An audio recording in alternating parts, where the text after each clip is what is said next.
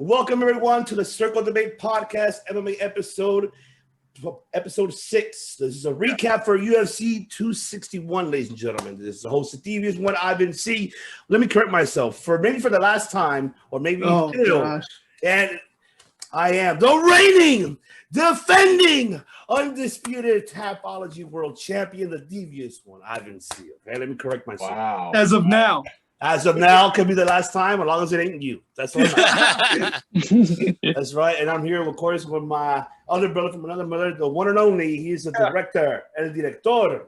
He could be a future champion as well. Dad bod, he's not even a dad. He's a dad bod. Yeah, the cat bod. Because I pulled an aspirin all night long, baby. CK1 Chris Kennedy, ladies and gentlemen. And of course, I have the Modest of Pain. That's my other brothers from another mother. And of course, I have Richard Modest Payne and former champ, not going to be new. He's not going to regain it. And that is, of course, 2 times. Former champ Modest. And of course, former champ Modest. Back.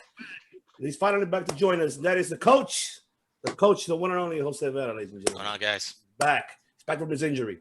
And of course, we have another return alumni that came back. OG started with the first episode with us. Now he's back. And ladies and gentlemen, Ryan, the chosen one, Perez is back. What up? What up? All right. Before we even get to the card and details, what a pay-per-view, right? Wow. 15,000 people in attendance. No masks. So I don't know what's going to happen with that COVID-19 for them. So good luck to you guys on that, Florida.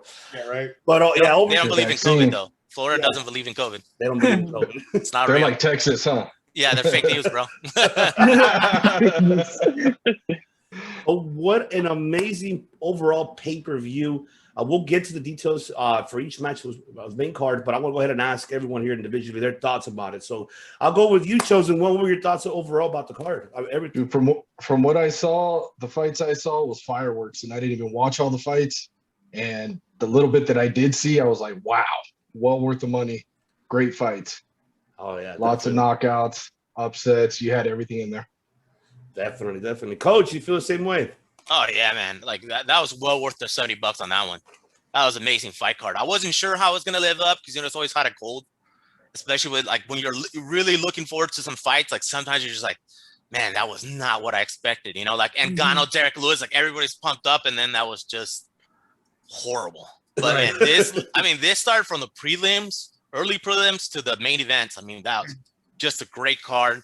Gruesome injuries to crazy knockouts and surprises and domination all throughout. It was a bad day for 3 people. Yeah. Yeah. But it was a great fight card, though. Great fight card up and down. Definitely. Director, do you feel the same way? Yeah, brother. Only 4 decisions out of 13 fights, and even those 4 decisions could have been fight of the night. So don't let that judge's scorecard listing fool you. Those fights were even worth watching. All right. Do you agree with that, Richard? Oh, no, I totally agree. I loved every minute. And what I mean by minute is literally, if you look at the main card, I think if you combine all the matches in the main card, those 5 fights, I think it was a total of 11 minutes of pretty much action in the cage, which was ridiculous because no fight passed the 3rd round or even made it to the 3rd round. Yeah, exactly. I think it set the record for the shortest amount of main card in UFC history. Yeah, I'm going to go ahead and UFC 1 holds that record, but if we're talking modern times, that's probably true. Okay, all right. Alex? Yeah, because total, if all of them went the distance, they went 21 rounds. If they did go the distance, they only got, 7 rounds in less than time. So, I mean, just a great card overall. Awesome. Go ahead, former champ. I want to hear from you. Man, this card sucks. I'm just kidding. Now. What the hell, man? Wow. No, just kidding. That's bait right there. I know. No, it was good. I mean, best card in a very, very long time. Like Jose said, like you had everything. You had, there was upsets, there was knockouts, there was everything, gruesome injuries, like everything you could ask in the card everything was in this card. So, I mean, overall, it was a great night of fights. Awesome. Even the prelims delivered, so like everything was great. Even from start to finish, it was all great. And it's rare when you see a fight card like that where you start from the prelims all the way to the main card where you're just like, man, this is a great fight. Oh yeah. There's always this weird balance where if the undercard is great, then the main card disappoints. It's this weird. Yeah, I was just gonna say that. As long as the sport's been around, and sometimes also the opposite, where the undercard's a little disappointing, the main card delivers. But this was start to finish, just bangers left and right, and breakers. I know there was a fight of the night on the prelims, but I'm wondering which fight was that. I know that was Jeff Molina versus Quaylin Aori. That was crazy. I have that pulled up right here. Awesome. And the performances of the night were obviously, in my opinion, Usman and Namajunas. Yeah. All right. Well, let's get to it now. Now we're going to see who's going to be. Is he going to be still or Tapology World Champion? So let's get the two who did not participate in Tapology out of the way. Let's save the excitement for last. Let's let Coach and the Chosen One. I sent you his. You sent me Coaches? No, I sent you the Chosen Ones on your individual. I didn't get that one. I can pull that up though, so don't worry about it. Yeah.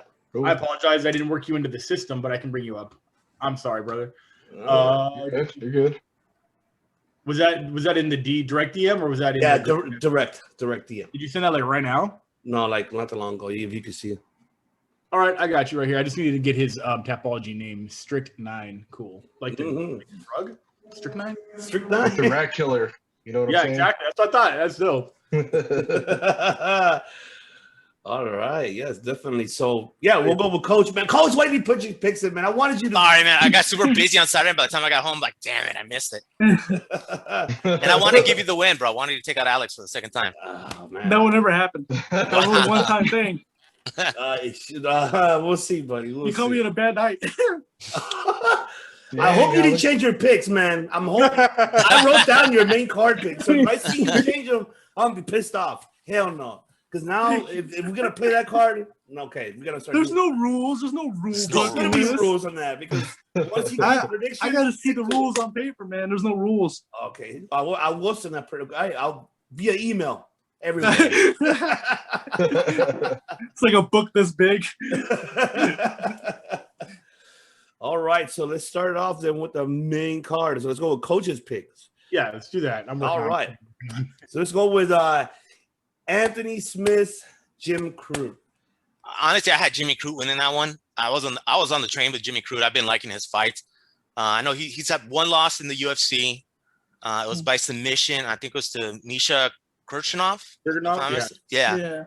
But he's been TKOing everybody. He's got a submission in there. I mean, Jimmy Crute looked like the real deal. And Anthony Smith has been so hot and cold, up and down. And the last couple fights, he just, I don't know, man, like something wasn't clicking. And just like, it seemed like he couldn't get up for the fights. There's something he couldn't find, like in the gym, that he couldn't bring into the cage. So my money was Jimmy Crute, but I mean, Smith looked phenomenal. I mean, he's working his jab, low kicks, body work. Mm-hmm. I mean, that low kick he hit on him shut off his nerve. I mean, I haven't seen that since I think it was Mike Chandler versus Brent Primus in Bellator. Primus, yeah. He did it to him too. Low kicked him, same thing, right behind the knee, and then foot went out. And I mean, I give Jimmy Crute credit because he shot a double off of one leg and took him down and kind of finished the round really, kind of taking him down on top. And, he toughened up. He's trying to wake up his leg. His corner's putting ice, shaking out the leg, trying to bring him out for the second round. But unfortunately, the doctor stayed right in front of him. And as you saw, when he stepped back, that foot went dead again. I mean, he rolled it so horrible. Yeah. I mean, that foot was dead. I mean, it looked like rubber the way it would roll. It was just awful. Steps too. He probably won't be walking that for at least another day or two. Yeah. I remember Chandler said it took him about a day or two before he can finally get full feeling and be able to walk. And what is it exactly? It's a nerve, right? It's a nerve. Yeah, it shuts up the nerve that connects, I think, from the bone, from the knee to the calf to the ankle. So and it just shuts it off. And as you can see, his foot just went dead. Yeah, he was just dangling. Like anytime he tried to step on it, it just rolled horribly. It looked really bad. And then when they stopped it, you could see he was pissed. But I mean, Anthony Pettis looked like he was doing pretty good. But although, I mean, Crute, as soon as he took him down, he was dominating from the top with one leg, which surprised me. So I mean, he could have come back. I would never count out Jimmy Crute. But Anthony Smith definitely looked good. So, I mean, all credit to Anthony Smith on having a great game plan and coming out on fire. And you had Crute on decision, or you had him by? I had him on decision. I thought it was Anthony Smith's so tough. I didn't think he was going to put him out. I thought I think he's coming up with two losses, isn't it? Yeah, but he won his last fight. He won the last fight. Did he win the last fight? against Devin Clark. Yeah. Oh yeah, he beat Devin Clark. That's right. Devin Yeah, Clark. Yeah. It's just that he didn't look so phenomenal even in that fight that I was just like, I don't know. So he's so hard guy to put away. So I had to prove by decision. All right, definitely screwed by decision, but yeah, mostly. I mean, we'll see right now when Chris shows everyone's. All right, Uriah Hall, Chris Weidman. Oh, I had Uriah Hall. I had Uriah Hall, and I believe I had Uriah Hall by like TKO in the second, if I'm not mistaken. I had him winning. But I mean, what can we say about that one? One strike, and that was it. And you heard it as soon as he threw that kick. You heard a crack. I thought it was the kick. Yeah. I thought it was the kick because I've heard kicks that loud before. But obviously, we find out it's his leg that just snapped. Hey, they said Uriah Hall's the first fighter to win a fight without throwing a strike. Yeah. No strikes thrown. Just checked the kick and won. And it's crazy because Uriah Hall also was saying how Weidman was his first loss, and he was the last one to beat Silva. And then Silva lost to Weidman in that way, and now Weidman loses in that way to Uriah Hall. So I mean, it's a crazy whole like kind of little triangle between the three there. But I mean, I hope Weidman's fine. I know I saw the video where he's in the hospital. He had surgery. I watched all of those. He put out a bunch of videos. Yeah, he put out a bunch of videos. I watched all of them because, respectfully, I'm a fan of anybody who gets in the cage. Yeah. Weidman, I mean, besides, I'll get into like the coaches' reaction to the Silva win that way is a little bit different opinion than what I have about Weidman because I love Matt Serra, but they were very disrespectful towards Anderson. But I didn't. Right? Yeah, they were. But I didn't see Weidman himself acting that way, I guess. I don't know. It's a weird the fight game's weird because they did say some inappropriate things, but they also I don't think they didn't know the extent of the Anderson thing at the time. So I don't know, man. If you saw that replay, it was the exact same thing. Right. Kick, break, step back, fold in half. It was I awful. watched that replay slowly. Chris's eyes were, obviously focused on Uriah until he took that step. So he didn't know. No, He took the step, and he's like, "There's nothing there." And he didn't know. No, he didn't know. But I mean, he waved it off too. There's a little moment where he did wave it off, to the ref, and then. Well, yeah. I mean, as soon as he stepped back, I think he knew like that leg. Just if you see the slope, it's just awful. I mean, it just bends. I mean, a leg shouldn't bend like that the way it bent. I mean, it is horrible because you see the crease in the leg, like in the skin from it folding in half. Like, it was just horrible. It turns up like a U. Like throwing. Yeah. Jesus. Yeah, I agree with you. The Weidman, when he won that way, they celebrated like that was a big, huge victory. Like he knocked him out. Well, yeah. I felt like Uriah took the higher road and was really respectful. Kind of sat out in the corner, waited for them to handle that, and then he's always been a class act. Yeah, he was a super class act on that one. He wished him well and moved on. Told him he'd give him a rematch if he ever comes back, which I don't think he should come back. I'll be honest. He's 36. He's kind of at the end of his career. I mean, I don't think this fight was that injury alone takes at least a year to come back. And even then, you don't come back the same mentally. Yeah, mental. Yeah, the mental. Yeah, look at you don't come back the same. Yeah, and Silva, I think was around the same age when he snapped it too. Yeah, he was never the same. So I mean, Corey Hill too. Corey Hill was younger, but he snapped that back too. But yeah, I think he should hang it up. I don't think he's got anything more to prove. I mean, he was champion. He's one of the best 185ers for sure. And UFC history. So he's got nothing to prove, in my opinion. I mean, I think if he calls it a career after this, as long as he's healthy, I think he should be happy with that. Yeah, I don't think anyone should be upset with that call either. No one should be like, oh no, like what you want. I mean, unless he wants to do one easy kind of comeback fight, which there is in the UFC. No such thing. But I could see that, but I wouldn't put him with anybody too hard if he wants one fight to just kind of walk away, on his own terms. I mean, he's a future Hall of Famer for sure. Oh no, 100%. Yeah, what he did in the UFC was great. Yeah. He's a great 185er. Definitely. But what do you see next for Uriah? Now that this happened, what's next for him? He'll need another fight. Here's a question everybody had for Uriah is he didn't obviously he celebrated respectfully. He doesn't want to win that way per se, but it was a win, and people are trying to take that away from him, saying that he didn't fight. So why would he think that he moved up in the rankings? I disagree. I think he did exactly what he wanted to do. He blocked a kick. Yeah. If you do anything defensive and that wins a fight, you won the fight. Like, I don't know what people. And he checked it properly. Yeah. The leg buster or whatever. I'd like to see him fight somebody in the top 10 now. Maybe like I don't know. Bring that right up. Let me see. Jack Hermanson would be a good one. Even Derek Brunson's too high for him. Gastelum rematch doesn't hurt. Yeah, Gastelum wouldn't hurt. Yeah, that'd be a good one too. match, because Uriah was the golden boy up until that Ultimate Fighter finale. Yeah. Yeah, and that we was should nice. expect him. And we should expect him pretty soon because he didn't take any damage, so he's healthy right now. He should be. Oh yeah, he should be able to come back. I'd like to see him. Yeah, Gaslam, maybe Jack Hermanson, Yeah, Darren Till. What about Darren Till? Till. Yeah. Darren Till's gonna be out for a long time though. Yeah. He's got that collarbone that he cracked. He's not coming back till at least the end of the year. Fuck it, I give think him that's earliest. Or Cannonier. Cannonier would be another good one. Yep. He's at number 4. Cannonier would be good. Oh, Something like that. I think that'd be good for him. One of those guys. All right. But yeah, I think going up for him is the right direction. Yeah, for sure. Huh? All right. Now the next one, Valentina Shevchenko. Oh. Talk about it. I have Valentina winning. I said by decision, just to kind of give Andrade the benefit of the doubt. But man, Valentina came out like she was pissed that they even gave this girl a shot at beating her. And her game plan was to take her down and beat her game. You could tell he came out there like, oh, you guys think she can give me a hard fight? No. You think she could beat me on the ground? I don't think so. You think she can take me down? Absolutely not. I'm going to take her down. I'm going to smash her. And then I'm going to crucify her and beat her brains in. And that's exactly what she did. I mean, she came out so motivated for that fight. I was so pumped for her. I always go for Valentina. I think she's one of the best women MMA fighters, below, the lioness, of course. But I mean, she's so technical, so crisp in all her striking. And this time her wrestling, that body clinch that she was working, it was phenomenal. Yeah. She body clinched, spun, had her head right in the right place, kind of behind her back. So she always had that takedown. I mean, and then to transition to a crucifix right away, to balance herself the way she did, to be able to keep the arm in control, keep the body weight down, and then just drop elbows over and over and over again was just, man, a sight to see. So, I mean, hats off to Shevchenko. Who's next? I feel bad for whoever's next. I mean, they're talking about Lauren Murphy, but that's just like throwing a lamb to the wolves. It's like I love Lauren Murphy, man. That's a good one. It's scary. Yeah, I don't give Lauren Murphy a chance in hell in that fight. I'm sorry. I've seen Lauren Murphy fight. She's okay. She's tough. Decent. She's tough, but is she tough enough to beat Shevchenko? Technical enough to beat Shevchenko? Absolutely not. And she's not strong enough Shevchenko. I mean, look at what she did on Andrade. And Andrade is a tank of a woman. Mm-hmm. Yeah. And I mean, Andrade couldn't pick her up.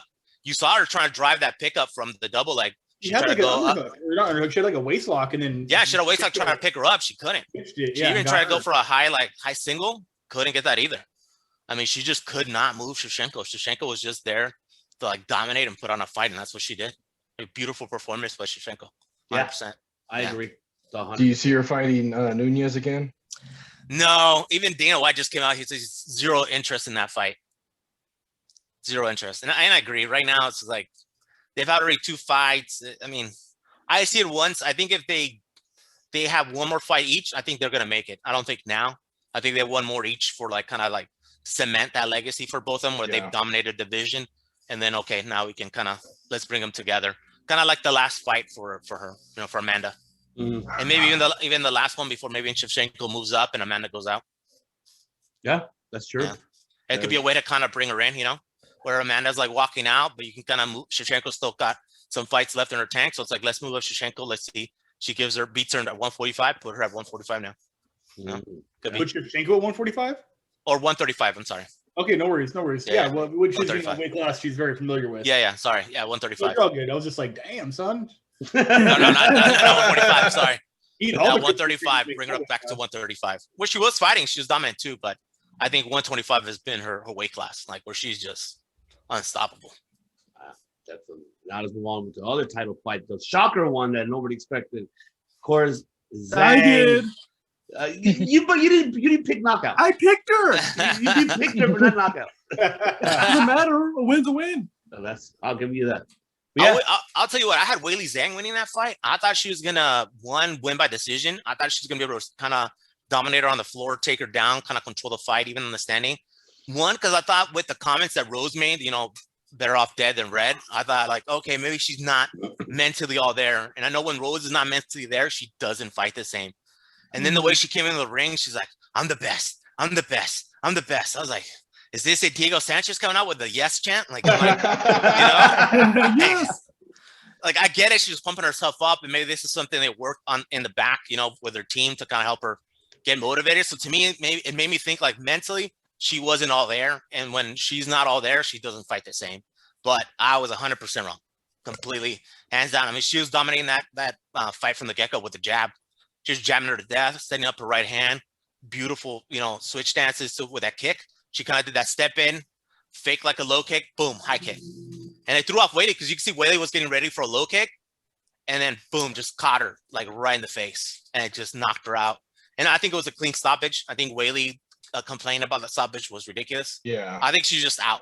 Yeah, I mean, the way she fell, and then like the hammer fist that follow up with the punches that follow up, that was enough. Because you could see when they let her up, she couldn't, even when she was arguing, she was like falling back and stumbling. Yeah. I'm like, that lets you know, like, hey man, like you're out. Like you wouldn't be able to defend yourself. If they would have let it go, it would just, people would have been like, oh, why'd you let it go that long? That was a beating. Yeah. But yeah, I was surprised. I mean, Rose looked like the old Rose of, back in the day. She looked phenomenal. I mean, she controlled that whole fight. I mean, granted, it was only a round. Yeah. But she looked great that whole fight. Well, huh? A minute 17. Yeah. Wow. But I mean, she dominated every second of that fight. She was never in trouble. She never really got hit or rocked or punched or anything really. So I mean, what she did to Whaley was amazing. Yeah, I'm excited to see the next one. I think they're gonna do the trilogy with Valentina. Not Valentina, pardon me, with Joanna. Yeah, Joanna. Sorry, with Joanna. So should be good. Should be interesting. Yeah.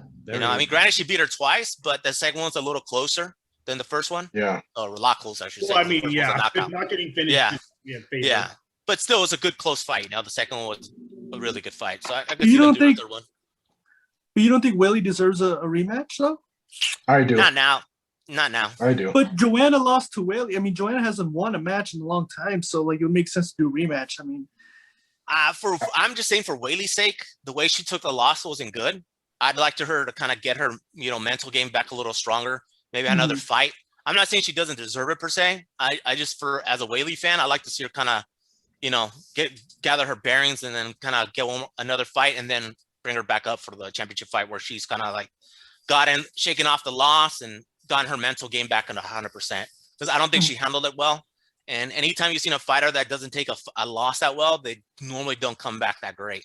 So I'd like to see for at least if you bring them back up to a championship fight again, they normally don't do well. Ronda Rousey, even Joanna didn't look that great on her comeback, So I like to see her take one fight before she does a comeback. And I think the UFC is huge fans of Joanna and they love her. So I think they'll give her a shot regardless.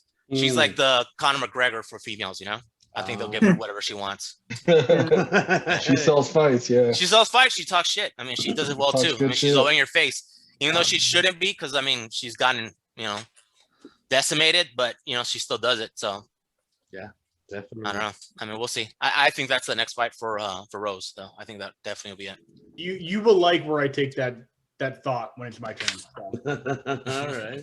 And our main event, Kamaru Usman defeating Masvidal second round TKO. Bro, that was man. Usman looked phenomenal. He worked his jab like he was working on the last fight with Burns.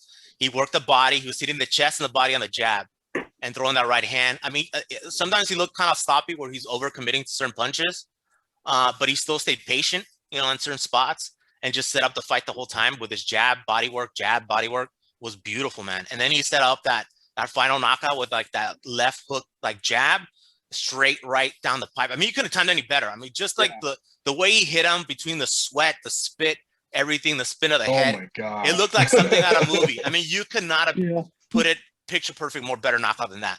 I mean, the way he spun around, everything just spit out was, I mean, crazy, straight out of a movie. Crazy. And the way he fell, he was out. I mean, you see his body went dead. He fell on top of Usman and then like dropped down, tried to wake up, but then Usman dropped the hammer fist, and that was it for Gamebred. I mean, unfortunately, you know what I was thinking too, watching this fight? He was right on the cross. Yeah, he was a little too confident. Like I felt like from the last fight, he felt his punches, and like he said the whole time, like he fights with pillows, he punches like pillows. Like I didn't feel his punches, and I think that he was coming in with that same mindset, like he can't knock me out. I can take his punches. Between that, I think having the crowd didn't help him. I think the crowd chanting his name, pumping him up, having his back, like made his ego go up more and pump him more where he think like, he caught me with that jab, but I could take it. Like he doesn't hit hard. He got lucky. he got lucky. And I think that kind of went in his game, in his head. And at the end, that cost him because he was a little too low with the guard and wasn't really respecting Usman's power. At the end of the day, you see, if you don't respect that, you get knocked out now. And I think that's all thanks to Trevor Whitman, you know? Yeah. Trevor Whitman, to me, is like one of the coach of the year so far. He's only got a few fights with him, but what he's done with Usman to bring out his power in his hands and his boxing and bring that jab out, I mean, that's not many coaches can do that. Now that was, you know. And with Rose, too. Yeah. And Rose, too. I mean, he's on fire. I mean, that team's on fire right now. And Usman, I mean, he's a hard guy to beat. Kobe, I know they're talking about Covington being next. I'm sorry, but people are saying that's going to be close. Last fight was close. This fight, he last time he beat him standing. What do you think he's going to do now with better boxing? I don't think Whitman was with him either. No, Whitman wasn't with him at all. Whitman didn't come in until the Burns fight. Burns was his first fight. And look what he did in that Burns fight. That was great. Yeah, that's 2 fights, two camps only with Whitman, and look at what a difference it's done for him. And he broke Covington's jaw without Whitman. Exactly. That's crazy. And that's not with any technical boxing that he has now or any footwork he has now. I mean, I think he'll break Kobe in 3. Honestly, he went 5 and broke him in 5. He'll break him in 3 in this one for sure. You know, so you had Usman decision, or you had him by Usman decision. I still like Masvidal. I like Masvidal. You know, so I was like, he's always a tough guy to put out. Nobody's put him out. So I thought for sure it was going to go decision. I mean, as far as for Masvidal, luckily he still has enough star power. I think they're talking about, rumor has it, maybe welcoming Nick Diaz back into the fray, UFC. You know, that'd be a good one. You know, brother revenge for Nick or Nate, pardon me. Yeah, for Nate. You also have Covington. That's another good fight because I don't see Covington beating Usman. So if Covington loses that one, you still got that fight. You have Nick Diaz that I think they could still make. And even notorious Conor McGregor, I think they put them two for like a, you know, BMF title kind of thing, which I think that's out the window as far as BMF title. He should have lost to Usman that day like that. He should have lost that belt. First time they fought, in my opinion. That should have been his after that first Abu Dhabi fight. Yeah. So I mean, luckily for him, he still got a couple. I think now he's going to just chase money fights. He's not going to chase a title. I think the title's too long of a road for him, and I don't know if he's going to come back for it. But for sure, he's got great money fights set up for him, 100%. All right, definitely. Dan, what could have been your score? See, that's something I wish I would have been. I don't know, but I probably would have beat Alex. Let's just say that. You never beat me, Jose. So I don't know why you keep saying that. Man. Oh my god! You never came close to beating me. So I mean, come on. I'll let you have this one, bro. Come on, I'm down. All right, director, who do you think we should go first? I'm going to take care of the chosen one here because I'm sorry I didn't see that Ivan had sent that to me, but I do have your score and I do have your predictions, so I can read them off as you go. Cool. All right. For the main card, you picked Jimmy Crute by decision. That did not go down. Talk us through your mindset for that one. I didn't watch that fight, but same as Jose, I thought Crute was going to win that fight. I know Anthony Smith is a tough guy. I didn't realize he did win his last fight, Anthony Smith. But you know, I thought Crute would pull it off and squeeze it out either by knockout or decision. So I thought Anthony Smith came well prepared for this fight. So he was going to be tough to put out. So that's why I picked him by decision. Cool. But I didn't get to watch it though. No worries. You can probably find it on YouTube. It's a quick Did Smith get a new camp? Did I hear something about him training with somebody new? The same camp. So. No, same camp? Okay. Isn't he at Elevate or something? Or he's I'll find out right now. I always got my stuff pulled up here. Factory X? That sounds familiar. Factory X. Yeah, I think that's where he's been for a while. Yeah, that's where he's been for a while, yeah. For Chris Weidman and Uriah Hall, you had Weidman by decision. You were close, but just the exact opposite. I had him by decision. I thought the longest possible fight for Weidman. I thought Weidman was going to use his wrestling, and I thought he was well prepared mentally. I mean, he had the worst break ever, no pun intended. But his leg went out. I mean, there's nothing you can do about that. I did see the replay on that. That was disgusting. Yeah. Uriah Hall, his striking is legit. I just thought Weidman was going to play the ground game with him and try to wear him out a little bit. That was my pick with that one. Yeah. For That didn't work out. first Not at all. Not at all. Shevchenko versus Andrade. You had Shevchenko by TKO in round 3. I do believe it happened in round 2. Is that correct? Round 2, yes, round 2. Yeah. So either way, you were right by the winner in the finishing style. Just had the round wrong, which is all good. But you still got, obviously the right winner and the right technique. Shevchenko, man, I thought she showed something else this fight. I mean, when she was taking her to the ground and doing all that stuff, that was crazy. Like she's just so technical. She's so well-rounded. I think that she is the biggest threat to Amanda Nunes. I would love to see a trilogy. I think one of the fights that they had was debatable, right? Some people had Shevchenko winning it. A lot of people think that it could have gone either way on both fights, which is actually yeah. wild. I mean, a trilogy to me wouldn't be so far-fetched. I'd like to see it. I'd like to see Shevchenko go at it. But she dominated from start to finish in that fight. Yeah, definitely. Yeah, I never seen Andrade get dominated like that in any fight. Me neither. Ever. No. Me neither. I've never seen anybody like just out manhandle her that way. Like the way she did it. I mean, I was like, damn, man. Like she had no shot in hell. And she's a tough girl. Yeah, Andrade super is tough. Dude. Super like what tough. she did to Rose, like oh yeah, picked her the up, way she picked her up. Yeah. I didn't think she was gonna get dominated that bad. Even in her losses, she's still a tough opponent. But this one, there's just nothing there. I was like, man, Shevchenko. I mean, that's why I said Shevchenko came out angry. I think she came to a point. Yeah, there were words said. Andrade camp said something like, "You're going to see something that Shevchenko like." Valentina felt very insulted by something in the camp about testing abilities. Okay. She was like, I'm just going to clown her." Oh, yeah, and that's exactly what Which she did. Yeah, She did. she put on a clinic. Oh yeah. Start to finish. Oh, yeah. How many takedowns punches? How It many was like punches did Andrade even land? I mean, Yeah, 2. for a former champ, I mean, come on. Well, didn't Shevchenko set up the record 2 for most takedowns in one round? It was like 7, Yeah, right? but it Seven, sounded I think right. it's like yeah. 10 actually. I think she did like 10 takedowns. I gotta go look up how many Khabib and Abel Trujillo hit, but I mean that was only That was 3 high rounds. too, yeah. Yeah, that was 18 total, but I don't know what round those were divided up into. Oh, okay. Yeah, I think Shevchenko, if I'm not mistaken, she hit like 10 in one round. Yeah, In that first round. So Wow.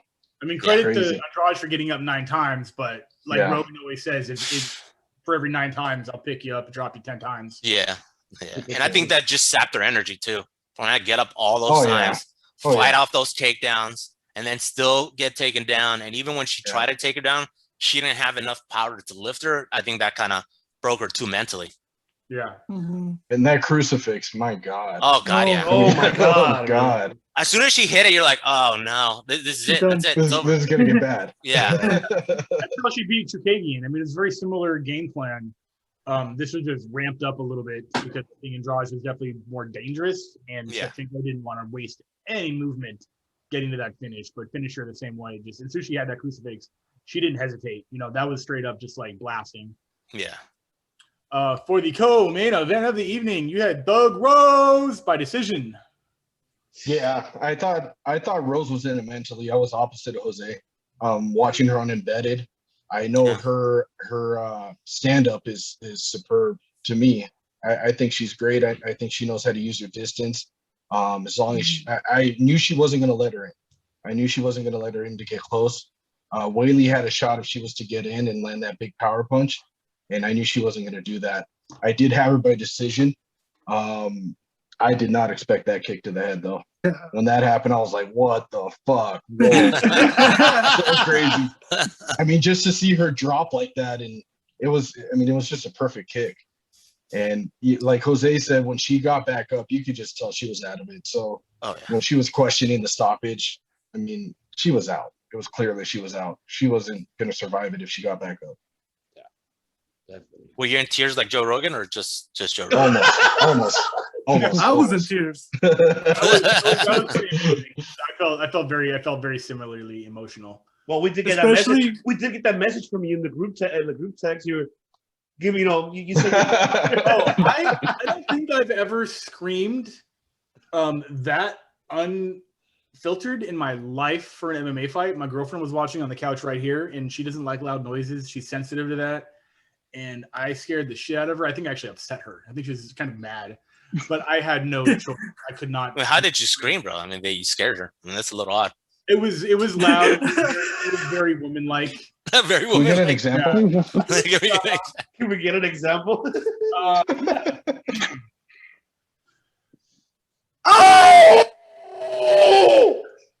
Oh shit! Yeah, I don't know what kind of women you've been around, bro, but I've never heard an experience like that. You're trying to be quiet. It was. I don't know what happened. It was very primal. I know when Nunes knocked out Cyborg, I ran around the room, kind of like Nunes did. But this one, I just didn't see. I was sitting there relaxed, very nervous, and the kick came so fast because obviously it looked like a body kick and went high. It was almost a question. Yeah. Yeah. And as soon as she folded out, I couldn't process anything but emotion. Because I'm a huge crazy. Rose fan. I'm just a huge Rose fan, and that just emotionally got me. I could not hold it back, man. Like that was a smooth kick too, though. That was a really smooth, like no hesitation, very relaxed. It was a lead kick too. Yeah, it was a lead kick. Yeah, that's why I think she thought it was gonna be a low kick. It was just gonna be like a low, like calf kick, but it went straight to the head and very natural. Like the way she threw it was beautiful. And yeah, and you know what? Like with Pat Barry, I think that he's phenomenal with her. I mean, the way he gets her ready, prepared mentally. Yeah, he knows her probably better than anybody there, and he gets her right on point, like for the fight. So I mean, they've been dating since she was 12. So yeah. I mean, hey, whoa. Just facts. Look it up. I got a 12-year difference between me and my fiance, but I waited, for certain laws implemented. I think a little bit of Pat Barry lives his career through her career, because Pat Barry did not have the best career. No, especially what was that Czech Congo fight where he was winning that fight and just lost. Knocked out. Yeah, that was horrible. That was horrible. And then that shit that happened, he went right to K1 right after that too, and he got murdered too. Obliterated by Glory. It was Glory, right? Glory. Was it Glory? Yeah. He took another uppercut and just sent him back to Wisconsin. Yeah. It was so bad that Brock Lesnar called Dana White so he could force him to retire. Real? And Dana's like, I can't do anything. Like, he's not my fighter. I can't do Brock anything. Lesnar called Dana White and said, make Pat Barry retire? Yeah. Yeah. Were they part of the Minnesota wrecking crew or something? I mean, I don't know. Pat Barry they were working, Well, Pat Barry and Brock Lesnar were partners. They were sparring partners. They were teammates. Yeah, okay. That's what I was thinking because of that northern United States area. Okay. He was part of that Death Clutch camp or whatever. Death Clutch. Yeah. Cool. All right, that makes sense. And I thought that was just some random Brock Lesnar phone call that made no sense. All right. And then for that main event, you had Masvidal KO around 4. Close. Yeah. Real close. I got the KO right. Do I get points for that? 0 points for non-winners. Dude, on that fight, I mean, I'm a huge Masvidal fan, and I told Ivan, I was picking this card with my heart. I don't know, man. I feel like he prepared well. I felt like he was just too fucking cocky in there. He was showing him no respect in the ring. No. If you didn't know who was champ in that fight, you would think that Masvidal was champ because Usman looked like he wanted it much more. Like he was the one chasing the belt. And a part of me thinks like as sloppy as Usman was with those punches, I think it helped him. Because if you notice, like Masvidal, when he was throwing those punches, he wasn't even like putting his hands up, he was moving around. And then he got hit with that crisp 1-2. Done deal. Just right on the laid his ass out. And you know what? I mean, I don't think he deserves a title shot for a minute. No. After that one was questionable, obviously. But even that one was questionable. Usman wanted it, so I mean, shout out to him for forcing that to happen. You know, you rarely do ever see a champion be like, "Let me shut him up. Come on." I think he just wanted, quiet down the doubters and the haters. He's like, "Hey." I really thought he was going to come well prepared for this fight, and he probably did. But when he got in the ring, his mind wasn't there. It was just like on being cocky and filling the fans, his hometown, and he didn't put the best performance. We know he's a better fighter than that. It also makes me question: is Masvidal content with the BMF title?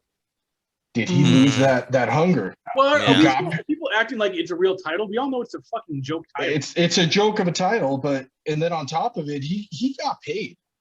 when he took that first Usman fight, they redid his contract. You Yeah. know, he's making good money now, and you know, is that what he was fighting for? Just to reach that pinnacle? Those are the questions that only he can answer, you know. And I feel like on this fight, he did not have that hunger to get the championship. You know, it's kind of reminded me of Yoel Romero when he went in there. Yeah. And you know, it's like Those dude, Cubans, what are bro. you doing? And then, and then like Yoel Romero, dude, you're in there and you really like didn't throw a damn punch against Adesanya. What the hell are you doing? You know, it's a title fight. He's questionable. You probably didn't even deserve that fight. And you put up that performance, you know, that was bad. So yeah, I did pick him, and yeah, it bit me in the ass.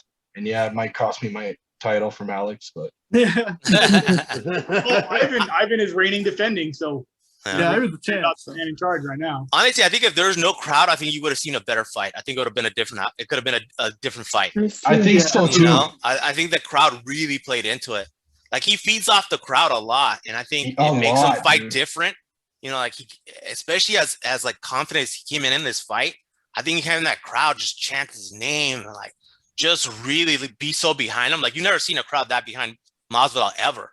Like, this was the biggest pro Masvidal fight card you ever seen. So I think that kind of played in his head, and him really thinking like, oh, this guy doesn't punch with the, you know, with the shit. Like I could take. And I don't punch. Know, like after the fight, when he finally woke up and he was conscious and everything, he didn't seem upset with himself. No, they're taking pictures with the crowd. You know, like whatever. I was like, dude, they're acting like you want man, which is kind of cool. Yeah, I mean that was cool, but it was like, dude, you're not even like a little bit disappointed after all the shit you talked. So I don't know. You know, he went. I mean, it's one of those things where it's like it happened and it's over. You can't go back. So I feel like he was just okay with it, I guess. It's one of those things that it's over. The biggest thing that surprised me by him, that impressed me, how fast he recovered from the knockout. Because when they interviewed him, I mean, that guy was very coherent, had a great conversation, giving a shout out to his kids, making sure they knew he was okay. Like I was like, this dude really just got knocked out like bad. And this is like maybe 2 minutes later, he's like, hey man, kids, don't worry about it. It's a mosquito bite. I'm good. Everybody meet me out at the club after. It's 3:05 all night tonight, and he was completely fine. I was like, man, my God. That's impressive. With what you just said, with 2 minutes later, he's getting interviewed by Rogan, and Rogan actually trying to interview Weili Zhang. What the fuck happened to I'm never going to try to interview a knocked out fighter ever again? I know. No, I have to say, I have to agree with what's been being said around, is that I think that was more of a promotional thing. I think that's UFC trying to get, you know, some hype because there's crowd. Some hype, and then everything. The fights were going so fast, and I think maybe they wanted a certain length of time where it was going to run into. So they're like, let's just interview him. I don't know if it's fight like they did at that moment, but I think it was a plan ahead. Like, hey, we're going to interview everybody because you know this was such a great fight card that we put together. It's all championship fights. You know, 3 championship fights. Let's go ahead and interview the loser too. Right. I'm sure they didn't expect for everybody to get knocked out like that or get put away like that. Well, they're like, well, we can interview him because guess what? They're all going to lose by decision or, you know, or make some technical decision or something. But I don't think they saw this happening. No. And I don't want to take any credit away from Usman. I mean, damn, he looked good. Yeah. I mean, and he hasn't even touched his peak yet. His striking has a lot more improvement to go, and that's scary. Oh yeah. I think he's going to control that division for a minute. After he beats Covington, where does he go from there? You know, 85. Yeah. No, he's gonna have to move up. He doesn't have the. Honestly, he doesn't have the body for 185. I'm sorry, but I don't think he's got it. I mean, Adesanya is champ too, so I don't think he would fight him. That's true. Yeah, he would fight him. Yeah. I mean, although I think I'd like to see him and like Robert Whitaker at 185 wouldn't be bad. But then again, if Wonder Boy beats Burns, I think Wonder Boy gets a shot at the title. His stand-up is really good, and his takedown defense is really good. So that's a fight that will be interesting to watch. That will be. And Wonder Boy's such an awkward fighter, like to like fight so the hard. game plan for it. Like everybody says, you can't find anybody to mimic him. You can't. Like nobody can mimic that guy because it's his style, and nobody does it better than he does. So it's like it's hard to prepare for a guy like that. Well, like Raymond Daniels has a similar style. Those karate guys. Yeah, he does. Somebody I forgot who it was that brought in Raymond Daniels. Like it didn't make a damn difference. So it's like, did Woodley bring in? Who did Woodley bring in to mimic Thompson? Was it Evan Shabazian? Was he the No. was he the karate? There was somebody was brought in, and I forget who it was, to be Thompson. I don't know if they're in the UFC or if they're like a young up and coming kickboxer, but I know they brought someone in to mimic Thompson. Oh, that's not Daniels though for sure, because Daniels has been around for a minute. It was some kid. Like I have to like Google it like and take minutes to figure it out. But I know they brought someone in who did a pretty decent job because Woodley was pretty well prepared for Thompson. So finding a partner to prepare Usman probably may not be as hard as it sounds. All right. So what we got the score? Chosen One had a score of, where did it go? I just had it, 465. So you were on the board at 465. You are currently leading by 465 points, sir. I'm leading you, Jose. Yeah, bro. My scoreboard, you're still behind, bro. I'm pitching a shutout right now. All right. I just know it's more than Ivan. Let's make Oh, sure. wow. I would do. As long as it's more than yours, then I'm happy with that. I don't care. I feel you there. So I'm gonna go first. All right, go for it. I'm right here. I'm Chris. Let's see. I label these so I can just click them easily, not spoil anything. There we go. So I had Anthony Smith by submission in round 2, which wasn't a crazy pick because I'd watched his last fight and I was, he was on his way, I think, mentally getting his confidence back, and I thought he could do it again. You could say it was a freak incident, but something that happened that was intended. No. A kick was thrown and a kick was defended. Yeah. And it led to the Sean O'Malley school of drop foot on Jimmy Crute. Yeah. And it almost looked like he was going to get to that round, but I think the doctors had a good eye on him. They saw something. He had gotten to sit down. His corner was in the ring, watering him up. And the doctor just, when they saw him get up to start the round, I think the doctor had finally been like, "We can't. It's over." Well, he stood right in front of him just to see how he was going to do. And as soon as he took a back step, that leg went dead again. Mm-hmm. They weren't able to get it awake again. And it was like he had someone else's leg attached to him. Pretty much. Yeah, that's exactly what it looked like. 100%. Yeah. Not controllable. Yeah. I got this 100% correct. Hall TKO round 1. So yeah, it counts. I thought Hall was going to do a lot of what Jacare had did if the fight had gone past that leg break. I thought it was just going to be a kind of circle counter and then lay Chris out up against the cage. I don't think that Weidman was going to strike with him. No. Which is what happened essentially. I don't know what the game plan was after that leg kick. But I think Hall was ready to circle away from takedowns and KO him, very much like Dominic Reyes did, very similar style. This happened. It's unfortunate. I watched the Weidman video. He said it's going to be 4 weeks before he can walk, which is absurd. I didn't know it was going to be that quick. And then he said 6 months before he can train, which I think is also absurd. I doubt it's 6 months, man. No way. They got the titanium rod in there. The science behind it. I know Anderson had to go on steroid treatment, which is totally fine because it's a quick. You need all the help you can to heal. Oh yeah. But I don't think he needs to rush anything. He has nothing left to prove. His seat somewhere in a Hall of Fame, probably UFC someday, is reserved with his name on it.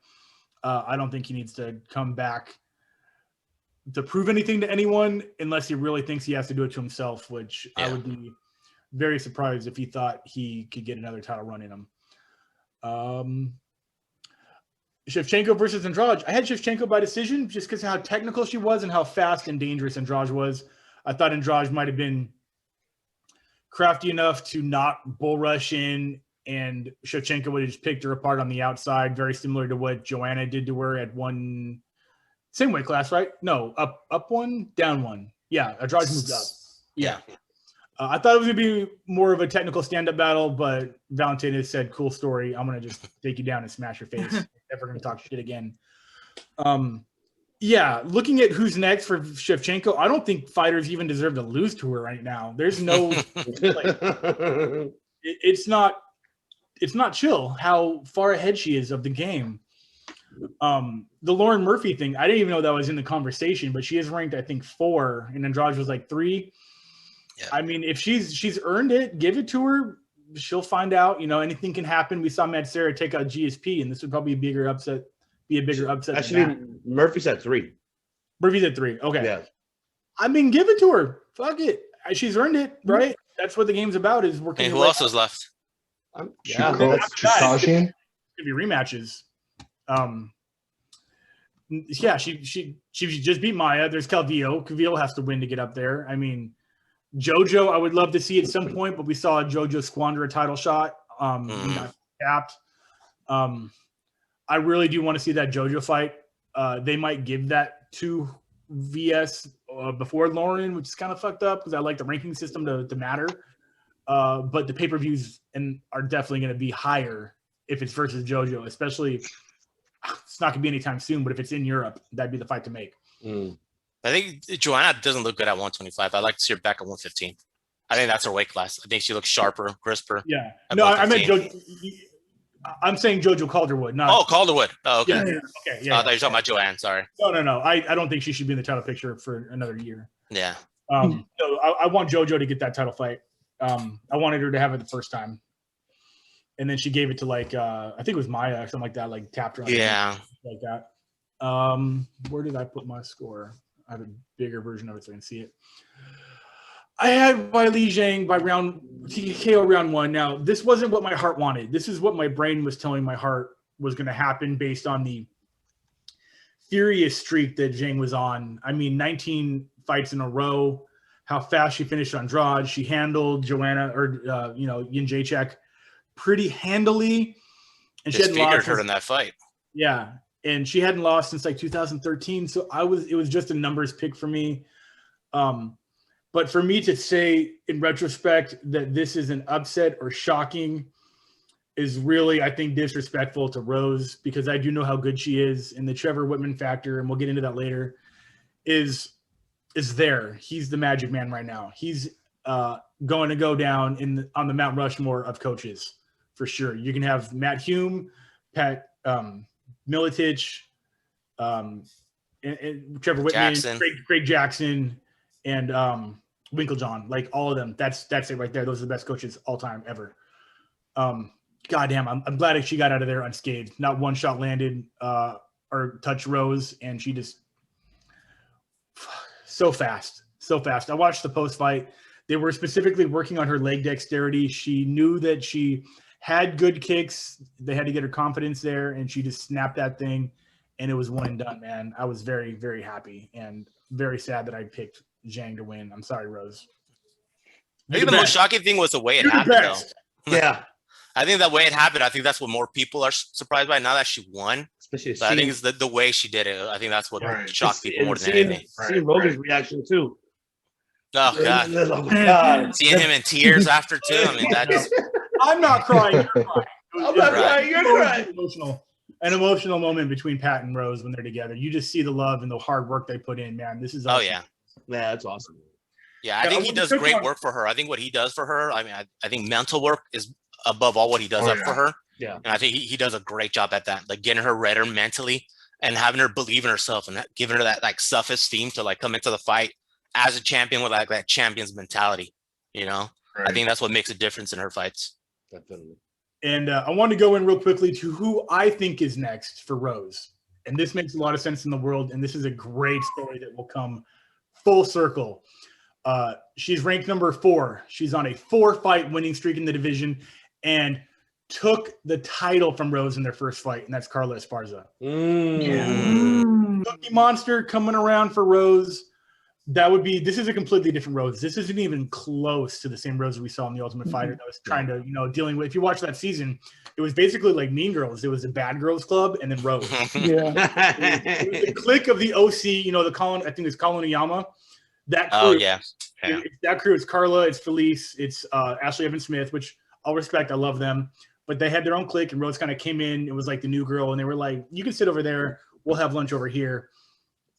Carla took the title from her in that first inaugural fight. And this version of Rose is level 9,000. So I would love to see that match.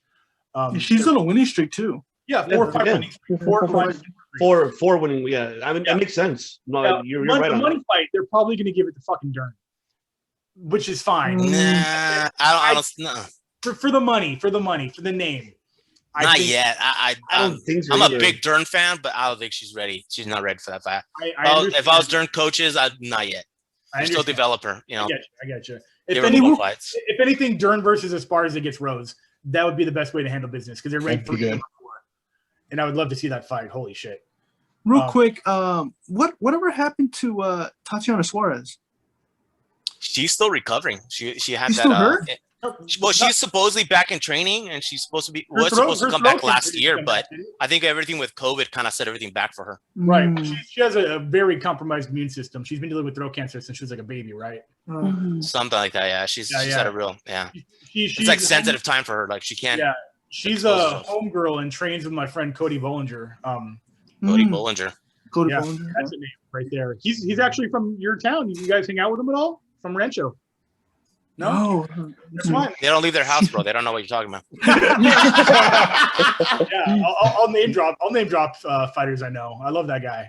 He's a cool dude. But yeah, I know has been dealing with something. I think some kind of lymph node thyroid condition since she was a baby, which pulled. Yeah, it's like a thyroid condition that she's been dealing for years. It pulled her a couple years ago from the roster for that reason. She came back and just smashed people.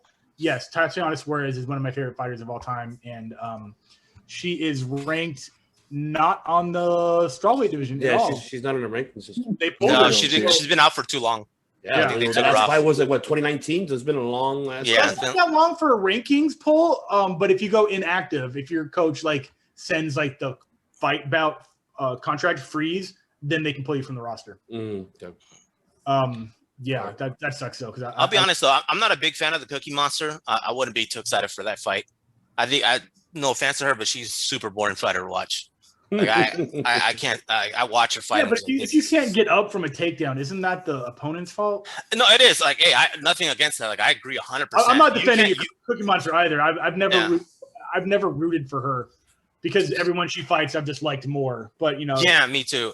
But I just think I don't know. I don't think her wrestling's all that great. I think the people she's beat with her wrestling just weren't at that level at MMA or wrestling for MMA. I think when she gets into like upper echelon fighter, I don't think she could beat any of those. Well, when she fought Suarez, who is a bona fide Olympic wrestler, I think she was an alternate or at least training for the trials, smashed her completely. Yeah. Side of, just took her down. Basically, Cookie Monster, the Cookie Monster. Man, her last fight, 2019, doesn't say anything about where she's at. I'll just follow her on Instagram, do a little creeper peeper. I always felt like she needed to leave Colin Oyama and find a new camp that could help with her striking. Because I always felt like her striking is just not there. Like she's got wrestling, don't get me wrong, she's good grappler, but her striking needs some help. And I'd love to see her. With Nina, in that JoJo fight, she definitely looked the most worried I've ever seen a fighter ever look. Yeah, I'd love to see her find a new camp. Yeah. Yeah. For the main event, now this was very interesting because we were talking about these predictions. I was heavily going with Usman by decision. And then somewhere in the middle of me saying that sentence, I went, Trevor Whitman's in his corner. And I flipped it to TKO round 3. I was so close. I did get the TKO round 2. But the Trevor Whitman factor is real. Holy shit, that guy's just doing work on his crew right now. With Usman being, I think, his premier breakout star. Because I think if anybody needed the most help in their striking, it would have been Usman. Rose and Justin obviously are great strikers in their respective divisions. Usman's pillow punches were turned into cement in this fight. A great fight too. Holy shit. I would like to have seen Masvidal win. That would be really funny. But I'm on the Usman train right now. That Nigerian train is rolling through the station, and I am on board of that fucker. I like that finishing sequence because my memory, and I only watched it once and paid very close attention to the replays, was Masvidal smiled at him. Yes. Literally, he chuckled at him, and Usman threw the right hook, which pulled the guard down. He actually didn't set it up with a punch. He threw it, but he pulled the hands down, and that's when the right cross came right through. And it was literally smile, right hook, right. I was like, oh, shit. And his head, obviously, it might have just Roger Rabbit when the freeze frame of the sweat everywhere, it just looked like if blood was clear, it had exploded his dome. Look like the movie Creed, we'll tell you that. Look like Creed. Yeah. Yeah, there you go. If he dies, He He does. does. It's, I guess Covington makes the most sense just because of where they are in the rankings. He beat Woodley, and he's talking a lot of shit. That's basically the only reason I think Woodley gets it, or no, Covington gets it. Besides that, I don't even. Wonder Boy, probably makes a lot of sense. I honestly, I broke this down in my MMA group. I made the Vicente Luque fight make a lot more sense than Stephen Thompson. Stephen Thompson, let me go. Stephen Thompson in an hour couldn't finish Woodley, and his only fought twice in 2 years. Luque finished Woodley within a round, and although his last loss was to Wonder Boy, it was 3 fights ago and 3 wins in 2 years. So more wins, quality finishes, and a bigger win over Woodley. I think that puts Luque ahead of Wonder Boy. I would like to see that fight. But those are different Woodleys, though. Yeah, I was gonna say you could flip the same thing for Different Woodley. Luques. It's different Luques and different Wonder Boys. Everybody's different. Yeah, he but I'm has a talking win about over Woodley. Luque, That's a though. whole different Woodley, though. That Yeah, no, I know what fought. you're saying. I know what you're saying. I completely understand that logic. That the Wonder Boy that went to a draw in the Woodley in those fights. Yeah, but they weren't that long ago, and obviously it was a different Woodley. I just think that there's more momentum on the Luque side right now, but Wonder Boy is maybe just a bigger name. In the rankings, it's really not that far off either. It's Luque 6, Thompson 7, and then obviously we got Masvidal who just lost, and then Leon Edwards versus Nate Diaz for some fucking reason, and then Gilbert Burns who just lost, and then Covington. Actually, Wonder Boy's 5 and Luke is 6. Yeah, that's You said I said it. If I said it the other way around, I apologize. But yeah, they're still 1-1.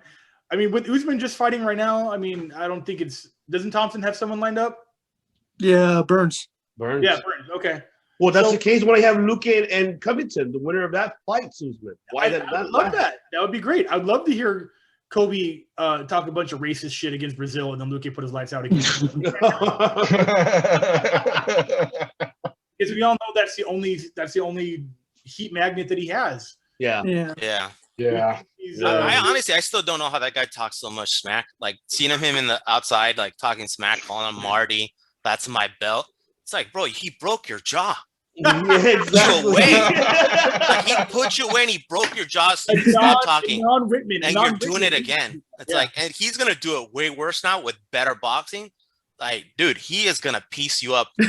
Like, there's no tomorrow. Yeah. So I'm like, why do you talk? Like, I get it. That's kind of like his shtick, his gimmick. But it's like, it looks so bad when he's lost to this guy so bad, It's like, man, like, it's just cringy, It's like, come on. It's like what Dana White said. He's like, what a big mouth idiot. Yeah, it's like, what are you talking for? Like, at this point, you need to like kick back on it and like either talk smack to somebody else who hasn't beat you, you think you could beat, but not Usman. Usman, I think is just cringy and like, just very amateur like. He's Trump's right hand man. Secretary of Defense, right? Right. Yeah. You see, he didn't wear the same like old hokey suit anymore with the red hat. Yeah. He got a different suit, everything now. Yeah, he got dressed. He got dressed up. Somebody give him a new suit. Yeah. And that will put my score at 465. Oh. We are tied for champion right now. And you guys are just behind me. I see it. Right? All right, man. Let's do Rich Dard now. And you are right there. Let's do your tap. Boom. All right, man. You had Croup by KO in round 3. Almost. Yeah, almost. I mean, like Chris was saying, looking at his record, I think most of us thought he was going to win by KO. I certainly thought, especially with Smith, that loss, I thought to Shera, I didn't think he was going to bounce back, which he didn't because he got another loss. And then he's coming off a win, but still versus, hungry contender versus Crew. I just didn't see him edging him out. And, I mean, you can't take away that win. I mean, it was a leg kick, and he shut down his nerves. Everyone's saying, oh, that's not a real win. No, he won. I mean, he aimed for his leg and he kicked it hard enough to shut down his, Crew's leg enough, for Crew not to, could even stand up on it. And just the hunger in Crew too. I mean, I think right before the round ended, he went for 2 takedowns. Yeah. And he landed them both. I mean, that shows the character of Crew. Yeah. He was still going for that takedown. He pretty much was one leg going for those double legs. Yep. And then the Smith too. I mean, I'm a fan of Smith also. I mean, his nickname, fits perfect with Lionheart. I mean, he has the heart of a lion, and so does Crute. So, I mean, hopefully they fight again down the line. It was going to make a spectacular fight, but it is what it is, and that's the fight game. And Smith got the win. Yeah, I don't know who says he doesn't deserve that win. I mean, he threw the kick, and he threw with intention. That was intention. Throw that kick, hit him. It shot off his nerve. Maybe that wasn't exactly his intention, but that's what happens. It's the same thing when somebody throws a right hand. They throw the right hand with intention. If it's going to knock him out, great. If it doesn't, it doesn't. But, if it knocks him out, great. Same thing here. Shut off his nerve, great. He meant to throw that kick, and, it landed. No, you can't take away that from the guy. I mean, I don't get it. All right. For the next fight, man, you got this right also, man. Hall, KO, round 1. Wow, nice. A lot of us saw that. I was, thinking and hoping he's going to knock him out, but I just wish it didn't happen that way. I think none of us wished for that injury. I remember maybe Anderson, though. I know, right after Anderson was watching, he's like, oh, yeah, karma's a bitch. He sent out a tweet, too, though. Yeah, he did. Yeah, he did. Class act, though. I mean, he would never send out anything bad. Yeah. It's hard, On the inside, though, he was celebrating.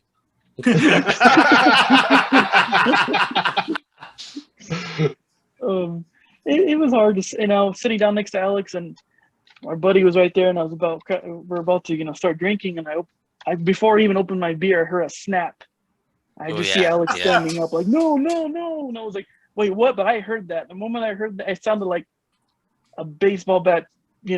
I mean, I don't know, man. It was just nasty. It just sounded like a crack of a home run. It was just, when I heard that that crack, my head snapped, and I looked, and all I noticed is why I'm in the floor just screaming, "Oh my God, why no? Go God, oh God!" And I'm like, Jesus. And then they showed that replay. Yeah, he was screaming. He was like, "No!" Screaming over that because I didn't hear that at all. He was screaming. He's oh my God, screaming. Yeah, he was screaming. When I heard that, him screaming like that, I couldn't. I didn't want to watch it. And then they show that replay over and over again, and they show it in slow motion. I'm like, I don't want to see that no more. And like Chris was saying, he didn't even realize it until he stepped on it, and then it just cracked in half. And to see that, and he was still focused. He didn't realize, his leg was broken. Just continuing. He thought it was a continuing fight. Hall. It was just terrible. I mean, I hope all you guys. There's no reason for him to come back. It's left to prove, Yeah. Right. And also, I don't know if you guys saw, Smith was, his training partner. They were both training together for this upcoming card, and even there's a video of Smith, getting interviewed backstage, and he could hear the roars of the crowd, and he's like, "What happened?" And he's like, "Oh, Chris Weidman just broke his leg." And he was like, "Oh my God, like, you never know what happens in the sport." He has a family, he has kids, and it's just tough to see. And then you can't take that win also away from Hall. Hall did his job. He checked it. If you saw, he stepped forward of his leg, and he stopped the leg kick. And you can't take anything away from Hall either. Yeah, he did what he was supposed to. Yeah. Mm-hmm. Exactly. Yeah. All right. You had the Bullet, one of the GOATs of all time, misses I speak 7 languages and will finish you in just as many techniques, Shevchenko, by KO round 3. Round 2, but you were so close, man. I mean, With Shevchenko, she does anything she wants, and when she feels like it. If she wants to stand with you, if she wants to take you down, if she wants to manhandle you, and she'll do whatever she wants to, whatever she pleases. And she did it versus Andrade, Andrade is no slouch. And Andrade should be a future Hall of Famer too. She was a champion as well, but that shows her level. There's levels to this game, and Shevchenko's like above a level of a champion because she's beating former champions and doing whatever she wants, taking her down, bullying her pretty much with a crucifix. I felt that Alex and I always talk about this when in our days of competing where you're like, shit, like I can't even, I'm stuck. Anything I try against this person isn't working. And that's what Andrade was like, let me go for a takedown. And that can happen. Well, let's go down to the ground. Maybe I could, it's called the do oh something shit that's gonna moment. happen. Like, oh shit. Pretty much. It's an oh shit moment. Oh yeah. It's like there's nothing gonna work, and now you think maybe I could try to survive, but what's the point of getting beaten down by one of the greatest women's flyweights in history? And that was what's happening. Shevchenko did whatever she wanted to, and we knew she was gonna win. This is what round, pretty much. Yeah. Yeah. I think that oh shit moment came that time she put her up against a fence and tried to hit like a high crotch or that single leg, and she couldn't hit it. Like she just like put her hips forward and like really stuffed that high crotch pretty easily. I think that's when Andrade was like, oh shit, like this is my move. This is where I normally pick these girls up and slam on the head. Yeah. Like I couldn't budge this girl. Like this girl just dropped her hip, and that was it. And I couldn't pick her up. Yeah. I'm like, oh man, this is gonna be a long night. It was a long night for her. Yeah, oh yeah. What do you think's next for Andrade? And that was an angry Valentina too. No, yeah, that was for Andrade, man. I don't know. Yeah. It's a tough one. Yeah, it's a tough I'll one. go back to Time to like you got to rebuild again in a new division you just came up to. It's like I'd love to see her versus Cynthia Calvillo, man. I like That's that. a good one. That's a good one. That's a good fight. Yeah, That's a good fight. They're very similar styles. I think Calvillo is a little more calculated, but the same style. Yeah. Yeah. All right, and you had Weili Zhang by decision in that co-main. Not unrealistic, man. Her performances leading up to this fight, we're leaning her towards that style of win, so not crazy to have picked that, I don't think. Yeah, based on, I was looking at the records. I'm like, I could see this going, a standing bout going to decision. You can't count out Rose. Like you were saying, it was kind of a battle between your brain and your heart. Because I was talking to Alex before I made my picks. I'm like, Rose might take it. But then, Weili is on a tear. I don't see anyone stopping her. But then you see that beautiful, front kick. It was kind of like a step-up kick. Because it wasn't a switch. It was more of a step-up. Smoothly and, KOs her. Which, I could see Rose winning, but I didn't think it was going to be a kick like that. Especially for, for World Striker versus Zhang. I thought, Zhang would be quicker enough to get out of the pocket, and get the timing done, but it only took 1 minute, a little over a minute for Namajunas to pretty much calculate, what she wanted to do and land that, that front kick. All right. And like you guys were saying too, it was beautiful with Pat Barry. Even after the fight, Pat Barry was yelling at her, "You're the baddest mother effer of all time. Yeah. You're the best. You're the best." Yeah, even after the fight. She's crying right there. She was shaking with her belt, couldn't believe it. And I'm like, no, you are the baddest woman in the world. You did it. And here's one thing that I like. If you watch the Trevor Whitman corner reaction videos, there's something that Trevor does when his fighters win that I love so much. So I can't specifically name every time it's happened, but it definitely happened in the Rose fight. I'm sure it happened in the Usman fight. It probably happens in a lot of the Gaethje fights. Is Trevor's in the corner, he's in the center because I think he's lead coach.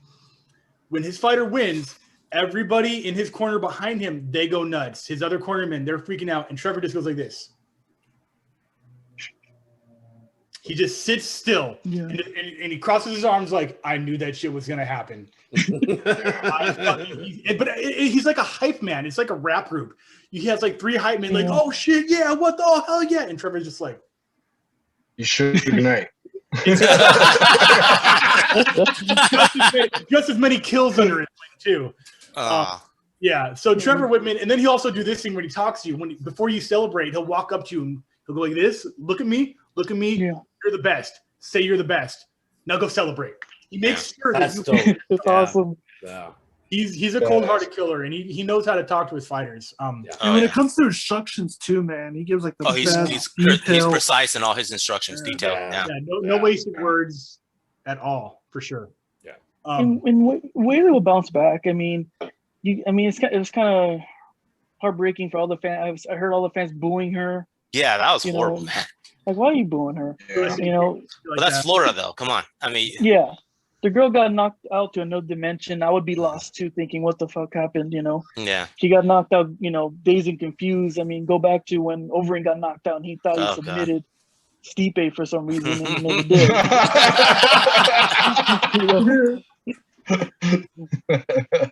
So, give her a break. I want to see, these fans get, hit like that and see how they recover. And she thought she won. That's just the champion in her. Yeah, exactly. She just said, "No, I'm still in it." What do you mean? Yeah. Well, she's missing a piece of reality. there's a part of her life that Thanos snapped her out of existence. So Yeah. between that kick and standing up and the ref talking to her, that doesn't exist in her mind. She's not getting that moment back. Yeah. So she has no idea that she even probably went down and was like, why am I standing in the corner okay? When the fight's been over for 2 minutes. So reality is just a different realm after something like that quickly. Yeah, and that crowd was ruthless with her. Oh, They booed the hell out of her. I was like, man, what is this, 1985? We're like America versus everybody else. Kind of reminds me of Rocky IV, right? Yeah, exactly. I was like, man, come on, man. Like, but then again, it was Florida, so it's like, what do you expect from these people? Like, when there were two USA guys fighting and they were still chanting USA, it's like, yeah, we know. Yeah. It's like one guy from Philly, one guy from like New York or something like that. I'm like, yeah, we know where they're from. There's no sides in this fight. And then they kept chanting bullshit call all throughout every fight. I'm like, oh, come on. Yeah. Casuals, you know. Right? Mm-hmm. And that main event, you had Usman by decision. Not unrealistic. That's how the first fight went down. Yeah, with this fight again, Alex and I were talking about it. For a second, I'm like, maybe Masvidal could take it. Alex kept on saying no. Obviously. Damn it, Alex. And I was like, well, I don't know. Maybe he could be. I thought so much, you know, my little piggy bank, I actually dug through it and put $40 on Masvidal knocking him out. Oof. I could have won $120, but I put 25 on Masvidal, Rose, and Shevchenko. I could have won 300 if Masvidal let me down. Wow, that would have been nice. That would have been nice parlay. Yeah, that's what I was hoping too. I'm like, oh, I'll get $140, but not as bad as Chad Ochocinco, which he bet $50K on Masvidal. Dang. Oh, yeah, that's right. Yeah. Did you see him when he saw him get knocked out? He was pissed. Bro, I don't know how you dropped 50K on that fight. Yeah. Yeah, I don't know if I could have done that. I swore he was miming. He's calling Masvidal, hey, bro. I need 50K, man. Hey, let me borrow some 50K. Yeah. Unless your name's Jose Vera in a jiu-jitsu match, I ain't dropping that cash. Yeah, exactly, bro. That 50K unless it's me, bro. That's for sure. If you ain't coach, I ain't putting don't bet that fight, bro. Can't do it, brother. Because I'll bite you, bro. I'll win that fight. Hell yeah. Richard's score of 490. Ooh! Wow. Finally, somebody catching up to me. I like it. Proverbial lead right now. So we are going to go to the former champ. Let's go with Alex. Let's do Alex. Yeah. Alex, this is your tap right here. Make sure everyone hits score. There we go, man. You got Hall by KO or Croup by KO round 2. I mean, no. Close enough. Close. It was close. Like I said, the last episode, I knew this was Crute's big moment to get a lot of attention from the fans, and I thought Anthony Smith was a perfect opponent for him. I thought, for sure, I thought, Crute was gonna take him down and do some damage, and I was surprised that he didn't do that in the beginning. I mean, he was having success. I mean, he did it one leg. I mean, I don't know why he didn't do it at the beginning to take him down. Again, Smith was looking good with the jabs. He was catching them. He looked really good at stand-up. He was mixing it up really good. And he just caught him with that kick. I mean, obviously I don't think he expected that was going to happen, but I mean, he threw his leg kicks, he did damage, and he got the win. So good win for Smith. Happy for him. Because I think he really needed it. I think he needed this win. Yeah, he just side note, I'll make this quick. He had just gotten into a barn burner of a fight in his basement versus a home intruder. Oh yeah. And he in the quote, he said he had hit this kid with everything he had been trained to do in the cage, and the guy would not stop. Nothing. Yeah. I watched the security footage, and opinions aside, I think this dude was a little twacked out. Well, PCP is a hell of a drug, bro. Yeah, 1,000. Right, there you go. Hell yeah. I think that home invasion kind of lit a fire under his training fire under his ass, and he brought that energy to this fight for sure. Mm-hmm. For the Uriah Hall, Chris Weidman, you had Uriah Hall TKO KO round 3. Mm-hmm. It was a little bit shorter than that. Yeah, I mean, I expected Hall to catch him eventually. I think I said that Hall, I believe he was gonna like really defend those takedowns and keep it on the feet, and I said eventually he was gonna catch him with something, either it was like a spinning back fist or something. And I knew he was gonna knock him out. Especially we were questioning Whiteman's chin too. You know, he's had some big knockout losses, so I knew, you know, with Hall, you know, I thought he was gonna catch him. Obviously, it ended in the really quick. Like I said, he didn't throw a strike. Fortunately, what happened to Whiteman, but he did what he had to do. He checked it. He did his job. A win's a win. I would love to see Uriah Hall fight Costa. I think that would be a great fight. That would be. I think it'll be really exciting. That's scary. That's really scary. I don't like that fight for Hall. But I think he's ready, though. I think it's time. I think because he's been in UFC such a long time. Yeah, no, I know. Really, no, I'm just. I know it's a scary fight. It's a scary fight. Costa's killer instincts had never been questioned except for the Adesanya fight, Mm-hmm. and it's always flip a coin with where Uriah is at mentally. So yeah, I'm hoping that corner has been turned with Hall finally switching up his camps. Yeah. Yeah. I'm hoping that he finally got that back. And that's what I was hoping too with this fight. This will be the new, you know, Hall, and I think, I expected it for him to knock him out and be like, finally, this is the Hall we've been waiting for. You know, Yeah. one.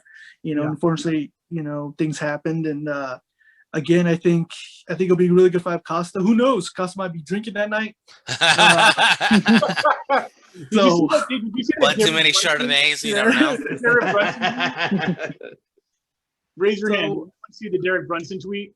Yeah. It was like Wiley Zhang about to go to Google Translate and try to figure out how to say Keith Peterson smelled like alcohol and cigarettes, Chinese to English. Bro. Oh, that's the best. Savagery for sure. Wait, where did Hall go to? What camp did he go to? I'll have to look that up. I knew he was with that guy, that pro boxer, right? The guy with the dreads. Dewey Cooper. Dewey Cooper. I think he's. Is he with Dewey Cooper? I think no. He's been with Dewey Cooper his whole life. Now he's at Fortis MMA. Oh. Which I know other people train there. I just don't know anything about the camp off the top of my head. Yeah, me too. I've heard of Fortis MMA, but I can't remember who's. I know the name. No. Let's see here. Dallas, Texas. That's right. Oh, Saif Saud. That's me. Oh, okay. Yeah. Okay. So yeah, sir. Now we're on to are we on Shevchenko? Is that where we're at? Yeah, Shevchenko. Yeah. TKO round 2. I don't think anybody picked Andrade in this party. No. At all.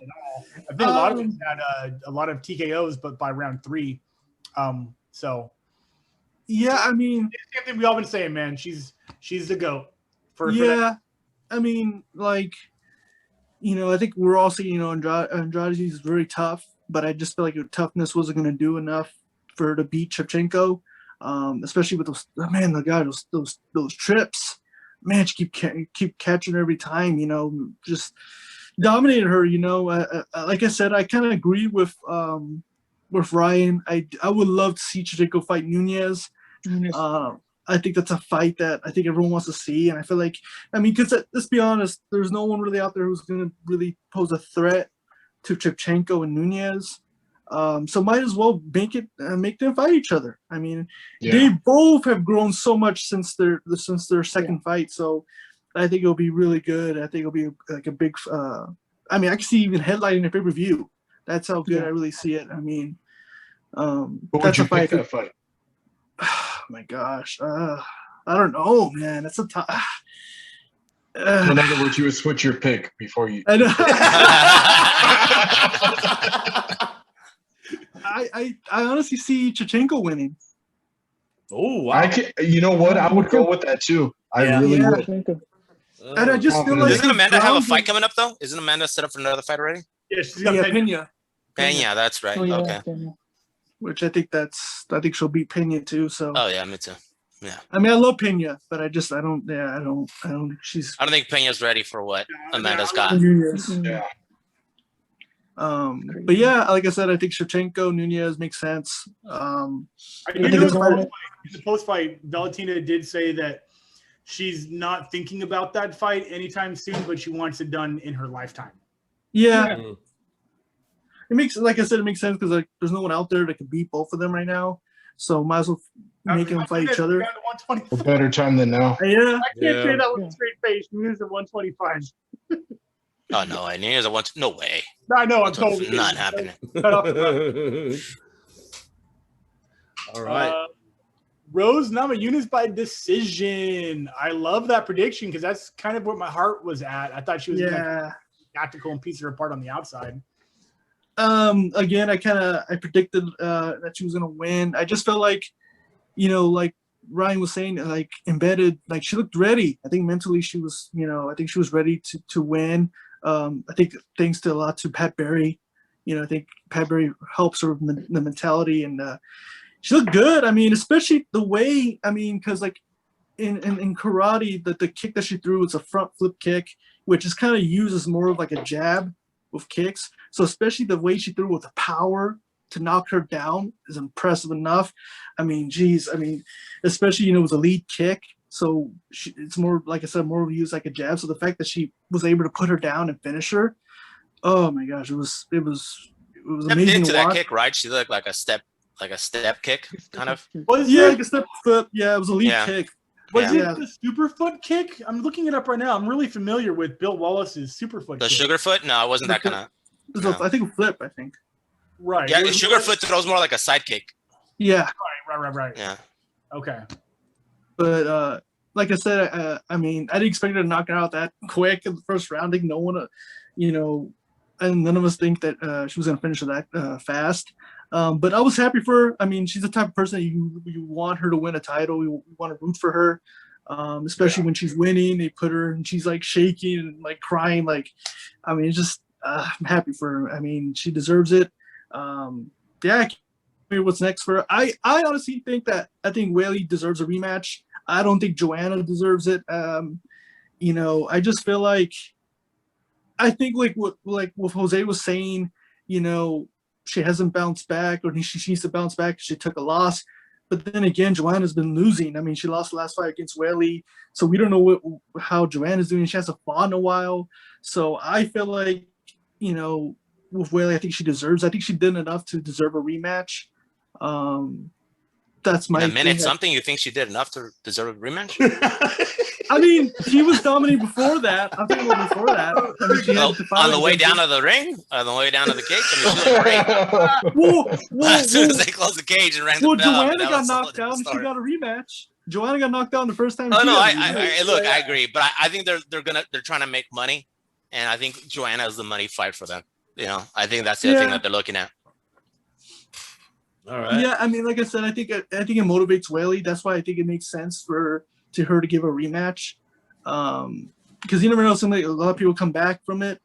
That's what would be the interesting thing to see. So, like I said, I think I agree with kind of Jose. I think they'll give it to Joanna, but we'll see. Let's see if they don't treat her like Whitaker and make her go through like 6-fight winning streak. Oh my God! I hope not. Let's just hope not, man. What did that poor guy do, man? I don't know. He upset somebody really bad, though. Yeah, listen, Dana. I don't know, man. It's so bad.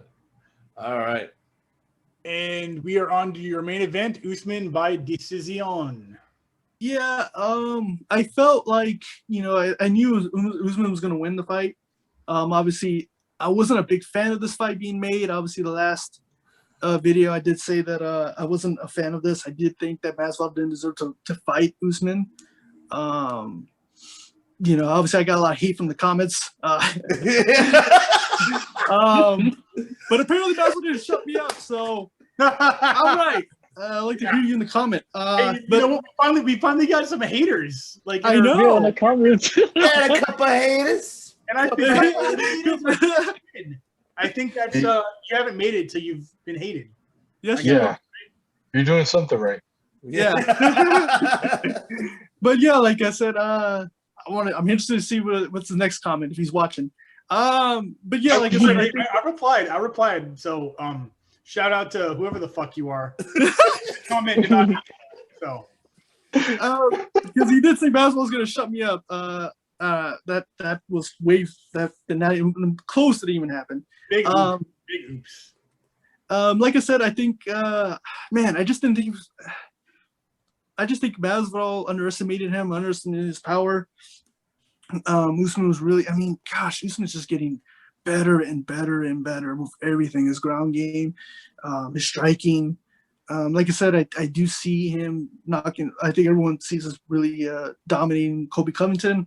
I think the only matchup that makes interesting is Wonder Boy, I feel like. And I get what Chris is saying. They might give it to Luque, but then again, it's going to be to the point where they fought each other. Wonder Boy won, so Wonder Boy gets it, because they already fought already. So I think that's the reason why, the way especially UFC does things, I think they would go based on that. Especially, Wonder Boy did look good against Neil in the last fight too, dominated him. But yeah, that's the only fight that really makes sense for me to. I think it possesses a challenge for Usman because Wonder Boy has really good stand-up and he could defend a takedown pretty well. So I think that fight makes sense. But then again, oh my God, I just realized, did we all know this whole time it was Ryan that left the fucking comment?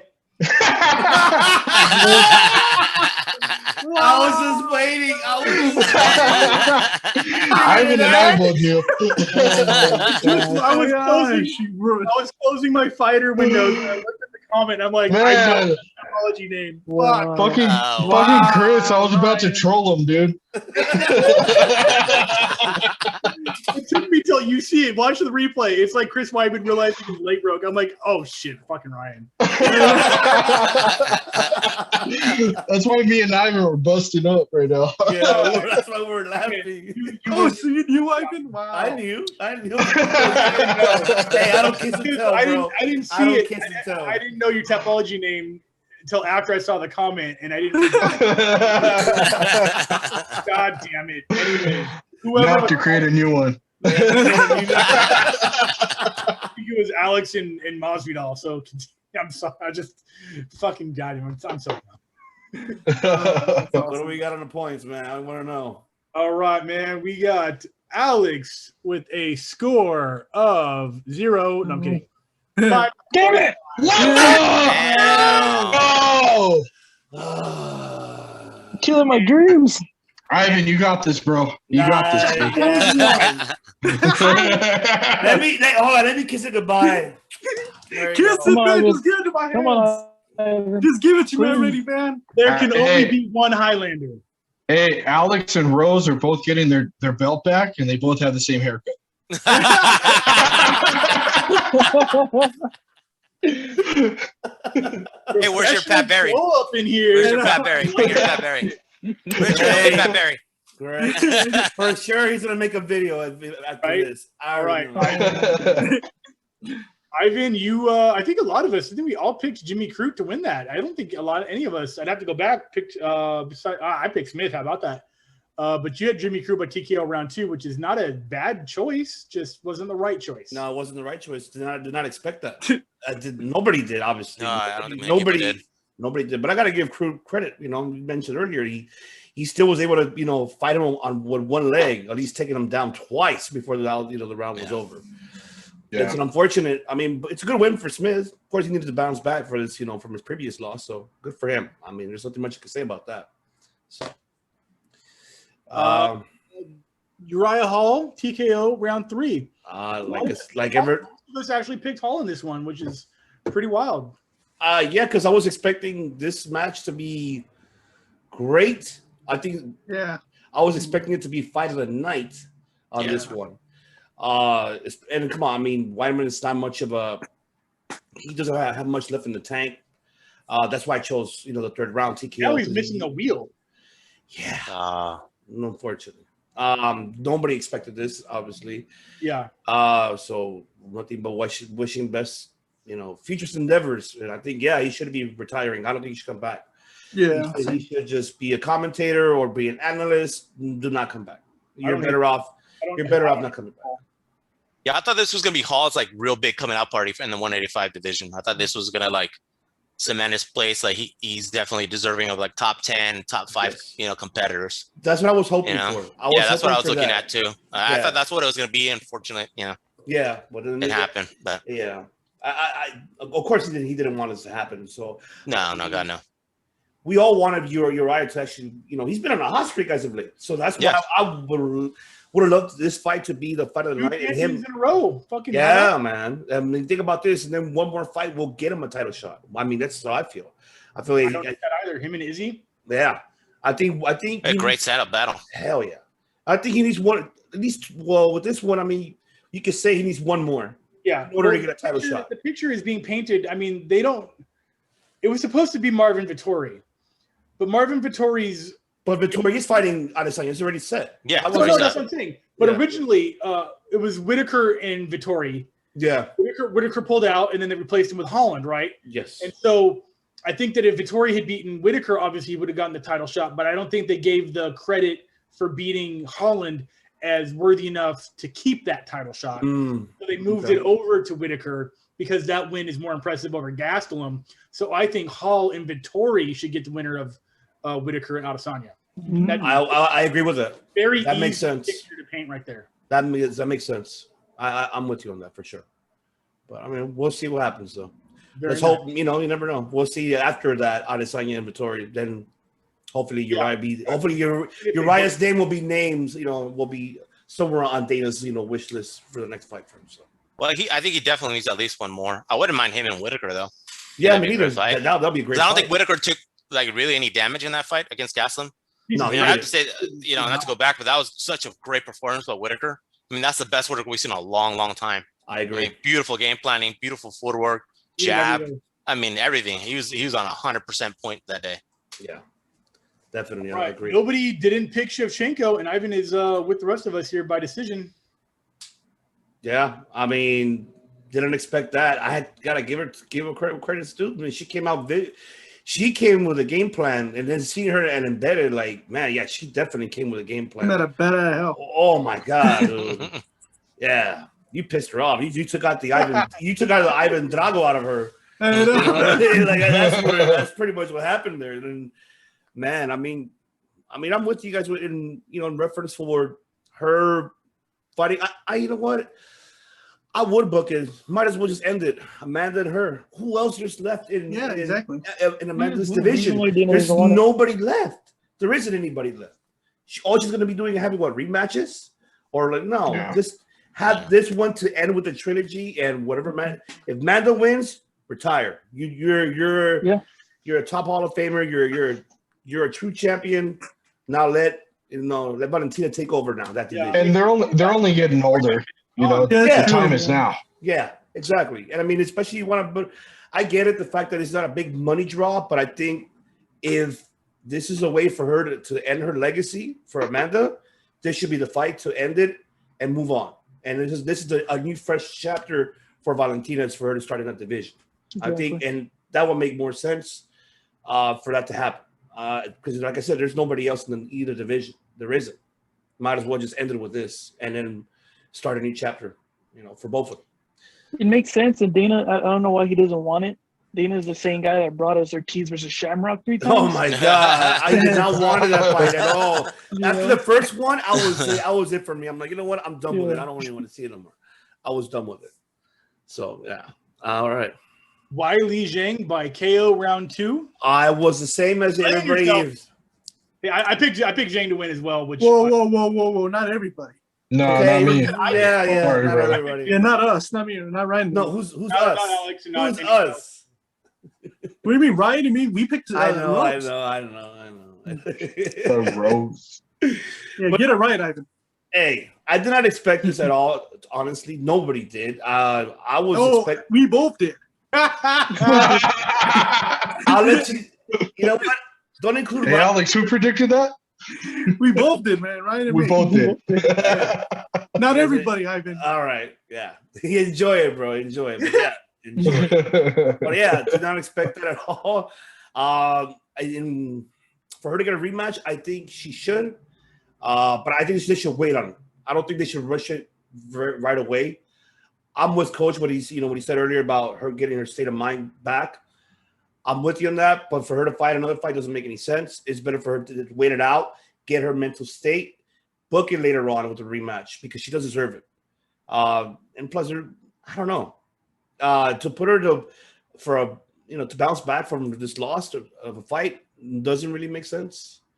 But I get it's a 50-50, you get me? But I'd rather see this rematch happen later on throughout the year, wait it out. And then, after that, the winner of that was, then we'll see, right after. So I mean, that's how I agree. I could see that too. Like giving her a fight off, let Rose like kind of defend the belt once, and then come in and take the fight. I could agree with that too. Yeah. Yeah. I just want her to get her bearings back and make sure she gets back that mentality and she's not like broken. Because I mean, even with that fight with Joanna, I think she left a lot of herself in the cage. That was a brutal fight for both of them. It was. I think both of them left a lot in that cage. Yeah. Both of them left a lot in that cage. So I think that had to do with it too. It was just a really physical fight. And then she has this fight with Rose. But yeah, I like to see her take a little break there and then kind of come back later. Yeah. Rebuild, train a little bit more, get some more training time, and then, come back and really put on a good fight. Yeah, because I feel like she didn't do much. I don't know why, but just by seeing just the embeddeds of hers, it wasn't really much performance when she was like her training. I don't know why. I wasn't really too intrigued. Like I felt like in a way that she was confident enough that I'm gonna win this fight anyway. I don't need to do much. Because the way how Rose physique looks, but remind you that she's a striker too, and that she's a unexpected striker out of nowhere. Besides her physique, but she could hit you. So I mean, she's like a Kenny Florian, like kind of like doesn't look like a killer, but is a straight out killer. Mm-hmm. And I feel like that's what probably her camp maybe kind of told her, like, don't worry about this, you got this. You're more of a heavy hitter than her. But no, look what happened. It was it turned around. So I mean, I think most definitely she needs to go back and look at herself and like, okay, yeah, you know what? I need to really, really step up my game and really take the rematch seriously. That's what I will, suggest for her, especially. I mean, this is only her second loss in her career, I believe. Yeah, second loss. Yeah, and her first in like 10, 12 years. And her first finish. Sure. Yeah. All right. I want to ask you guys real quick, Sorry, go ahead. if you don't mind. Everyone's saying what's next, for Zhang and Namajunas, but we're not talking about Andrade. I mean, do you guys see Andrade going back to the strawweight division? She did beat Rose like 2 years ago. I mean, But she did lose to Rose. Do you see that as a possibility? Yeah, she did lose. She did lose too. I think Andrade is not Would you see it true?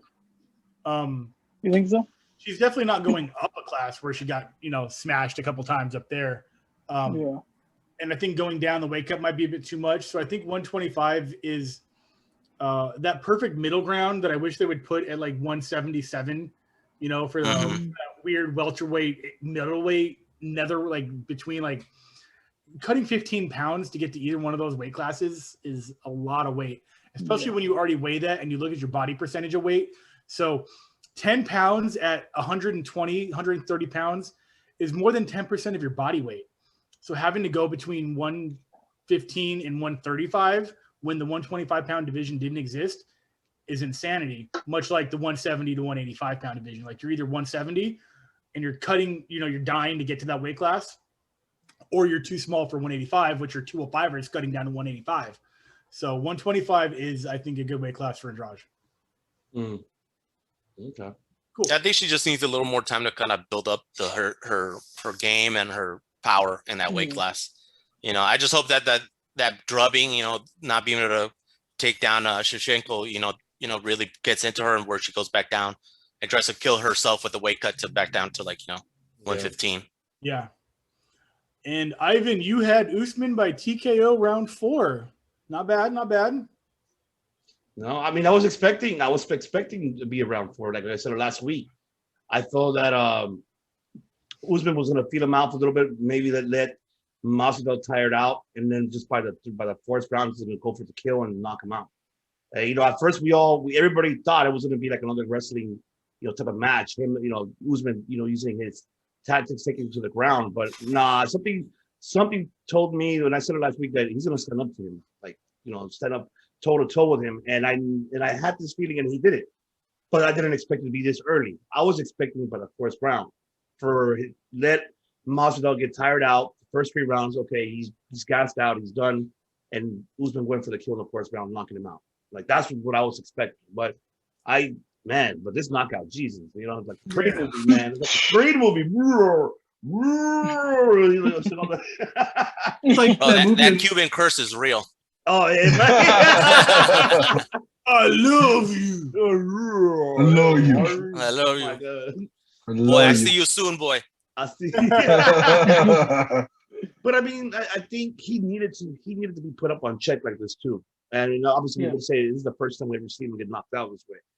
I hope this knockout woke him up literally to change his game plan and take his fight more serious moving forward. Yeah. How old is Masvidal? What is he, 30? 35, 36? 35, 30, somewhere around there. Yeah, he's up there. He's up there. He's up there. Yeah, he's up Yeah, there. he's up there in the age. Yeah, Yeah. that's why I say he's gonna go for money fights from now on. Yeah, You and, know, at that age, like it's the smart thing to do. You know. and for sure, I mean, this was a money fight for him. I mean, I'm pretty sure he was happy. Hell yeah, I got paid. Oh, I'm sure. I'm good. I mean, you know, you took that loss, but Yeah. you know, I'm hoping that this fight actually he'll change his, you know, his character and take it more serious with like any upcoming fights that he has. He's just a meme, okay? Yeah, he's gonna be a meme. Just like Honestly, Joe Rogan. I don't see him going back. I don't see him going back trying to fight like a Luke or somebody like to kind of climb up the rankings and get to that title shot. Yeah. I see him taking those big money fights, you know, like the Nick Diaz, the Like Nate Bro, Diaz, I maybe could Kobe see him fight Covington, Leon or like Edwards. Leon Yeah, Edwards is Edwards always got there it right too. there. Yeah. Kazmat Chimaev would be nice because Kazmat's back. You know. Yeah, but I don't see him taking that fight. That's also like a build-up fight for him, to like kind of get back, and then that's a Right. guy that's, you know, I don't know. I don't think he'd take that fight because that'd be a guy being able to take a step, you know, use him as a stepping stone. And he's not going to do that for that guy. Yeah. I don't see him doing that. All right. So, Ivan, I have your score right here, but before I do that, I'm going to stop my camera. Can you still see me? No. Yeah. Good, but you can hear me. Yeah. Yeah. All right, cool. I'm making sure I didn't spoil anything. We are back. And the belt. Oh, jeez. Ooh. It had to be, Tapology, second time.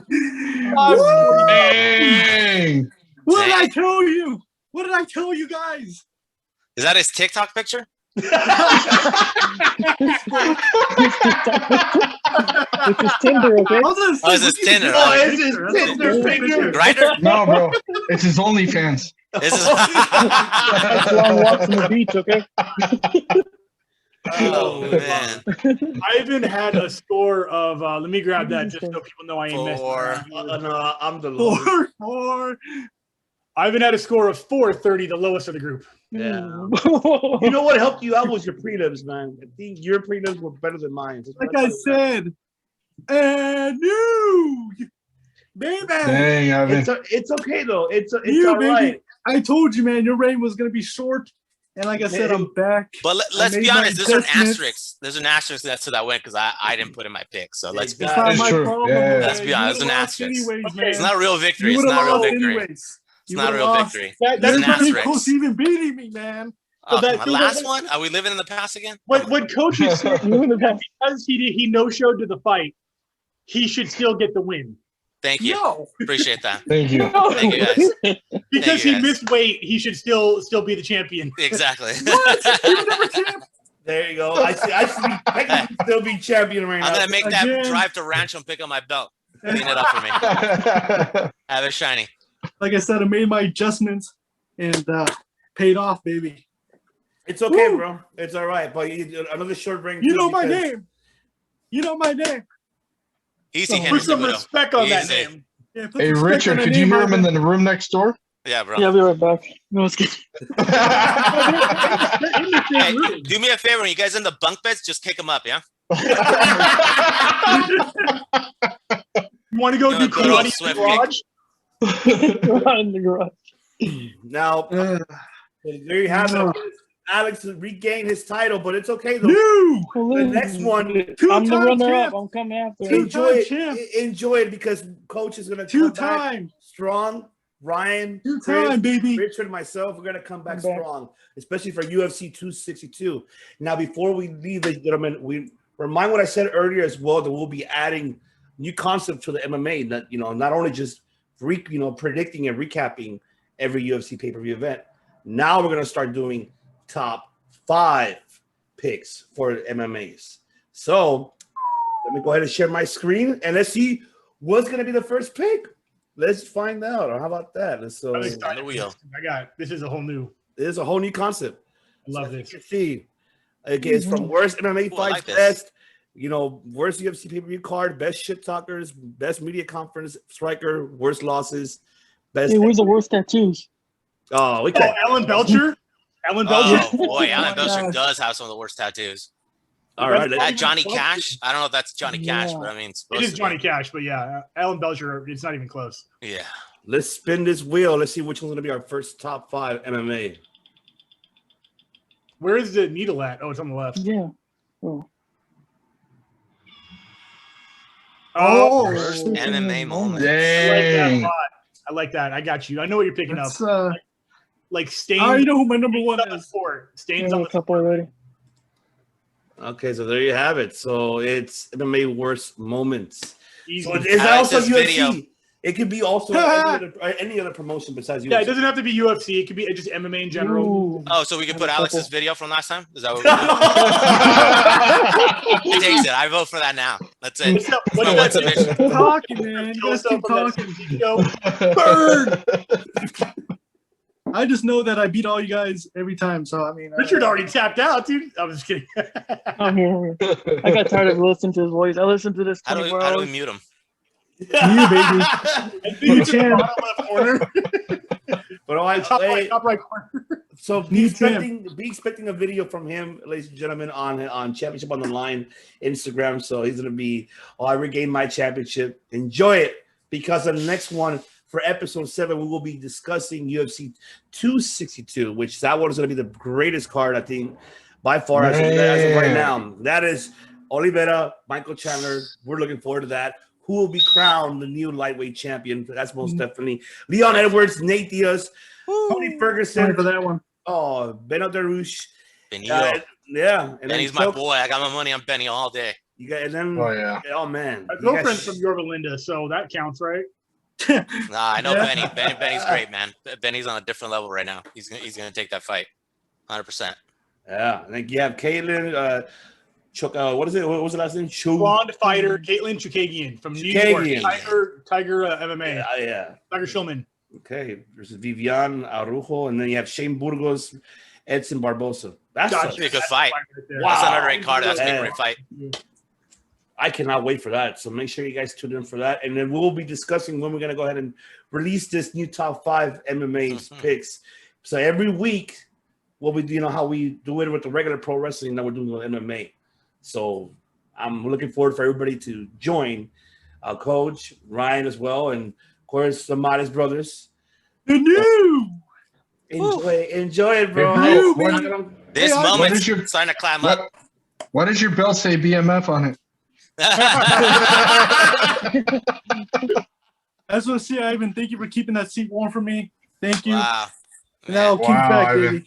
King's It's all right, back. man. It's all right. King bro. is It's all right. back. At least I was the one that took it from you. So that's one thing I'm But I happy got it about. back. So, I mean, It's it's okay. over, man. I'm a 2-time champ, man. I'm making history every time. Well, we'll find out next Look week. at that. Ivan, please Little don't Harry do the fourth Cejudo over here. griffin. So there you have it, ladies and gentlemen. We got the new king of cringe. That's for sure. Oh yeah, that's for sure. That's for sure. And there you have it, ladies and gentlemen. Thank you once again for tuning in here on our MMA episodes 6 here in our recap. Once again, I want to go ahead and thank Championship on the Line podcast, of course, Richard and Alex Mades. Make sure you subscribe to their channel, follow them on the audio platforms. But I heard you have some news, so you want to let the viewers and subscribers know what you have upcoming for the channel. Yeah, so we've been doing a lot of MMA guests, and we've been, if you haven't seen our last ones, we just had recently, we had Jason Poney, who has a big fight coming up on PFL against Ray Cooper III. So Great fight. that's up right now on our YouTube channel, so definitely check that out. That was a good one too, because we interviewed him while he's in the bubble in Atlantic City, so that was really cool. So yeah, he's gonna be fighting Thursday against Ray Cooper. But this week we have this Friday a new episode, and we have Leonard Garcia on the Hell podcast. yeah. Ooh, nice. Oh, wow, that's awesome. Bad Yeah. boy. I Yeah. love it. I love it. So The original definitely, creator of the BMF wrench. yeah, Cowboy Cerrone. yep. Yeah, it was a good episode. He talks a lot about what he's been doing now because you just retired. recently with a win in bare knuckle. So he talks about what's going on of his life, and he's still working with bare knuckle. So he's got some cool projects coming up in bare knuckle. So that's all in our new episode. So this Friday. I liked your interview with Ensign Inoue too. That was great, Oh, man. thanks. Yeah. Dude, yeah, that guy's a legend in MMA and martial arts in general. Ensign Inoue is awesome. And that guy's on 24/7. Oh yeah. You just saw Richard's how he was before the Ensign interview. He was just intimidated by him. Because he is intimidating. He's he's great, dude. All right, ladies and gentlemen, you have to make sure you follow Championship on the Line podcast. So obviously, the description below will have their links for their audio platforms and their video platforms. Also, I'd like to go ahead and thank the chosen one, Ryan Pedersen, coming back. Hopefully, he'll be coming back doing our top fives MMAs. Hopefully, man. Yes, sir. That's a must. You know, this is the MMA family here with us.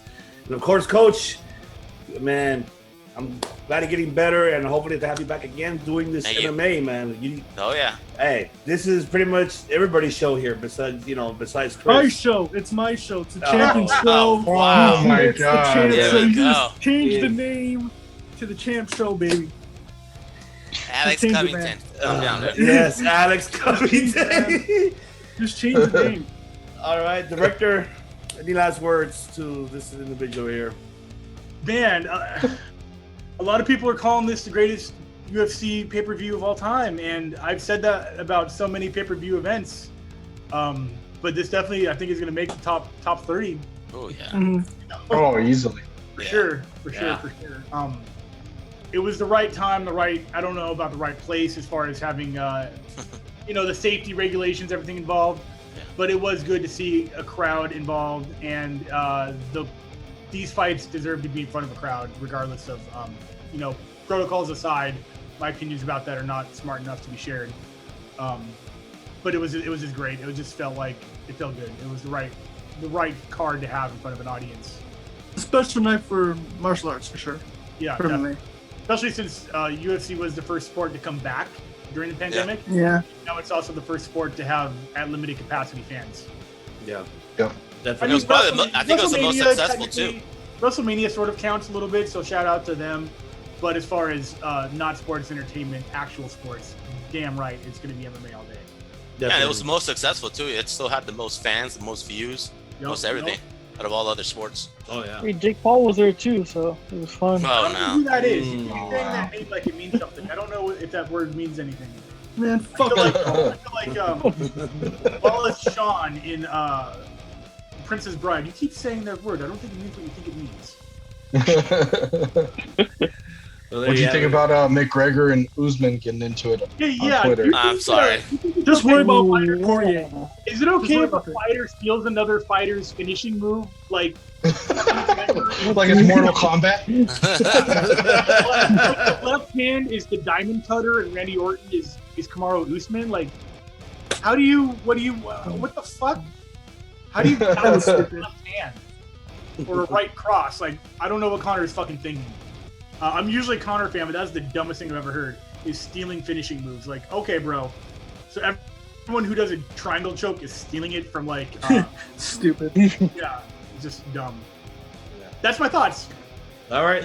There you have it, ladies and gentlemen. Once again, thank you very much for tuning in, and we will see you guys next time here on the MMA episode. On the championship show, baby. Let them have it. Wow.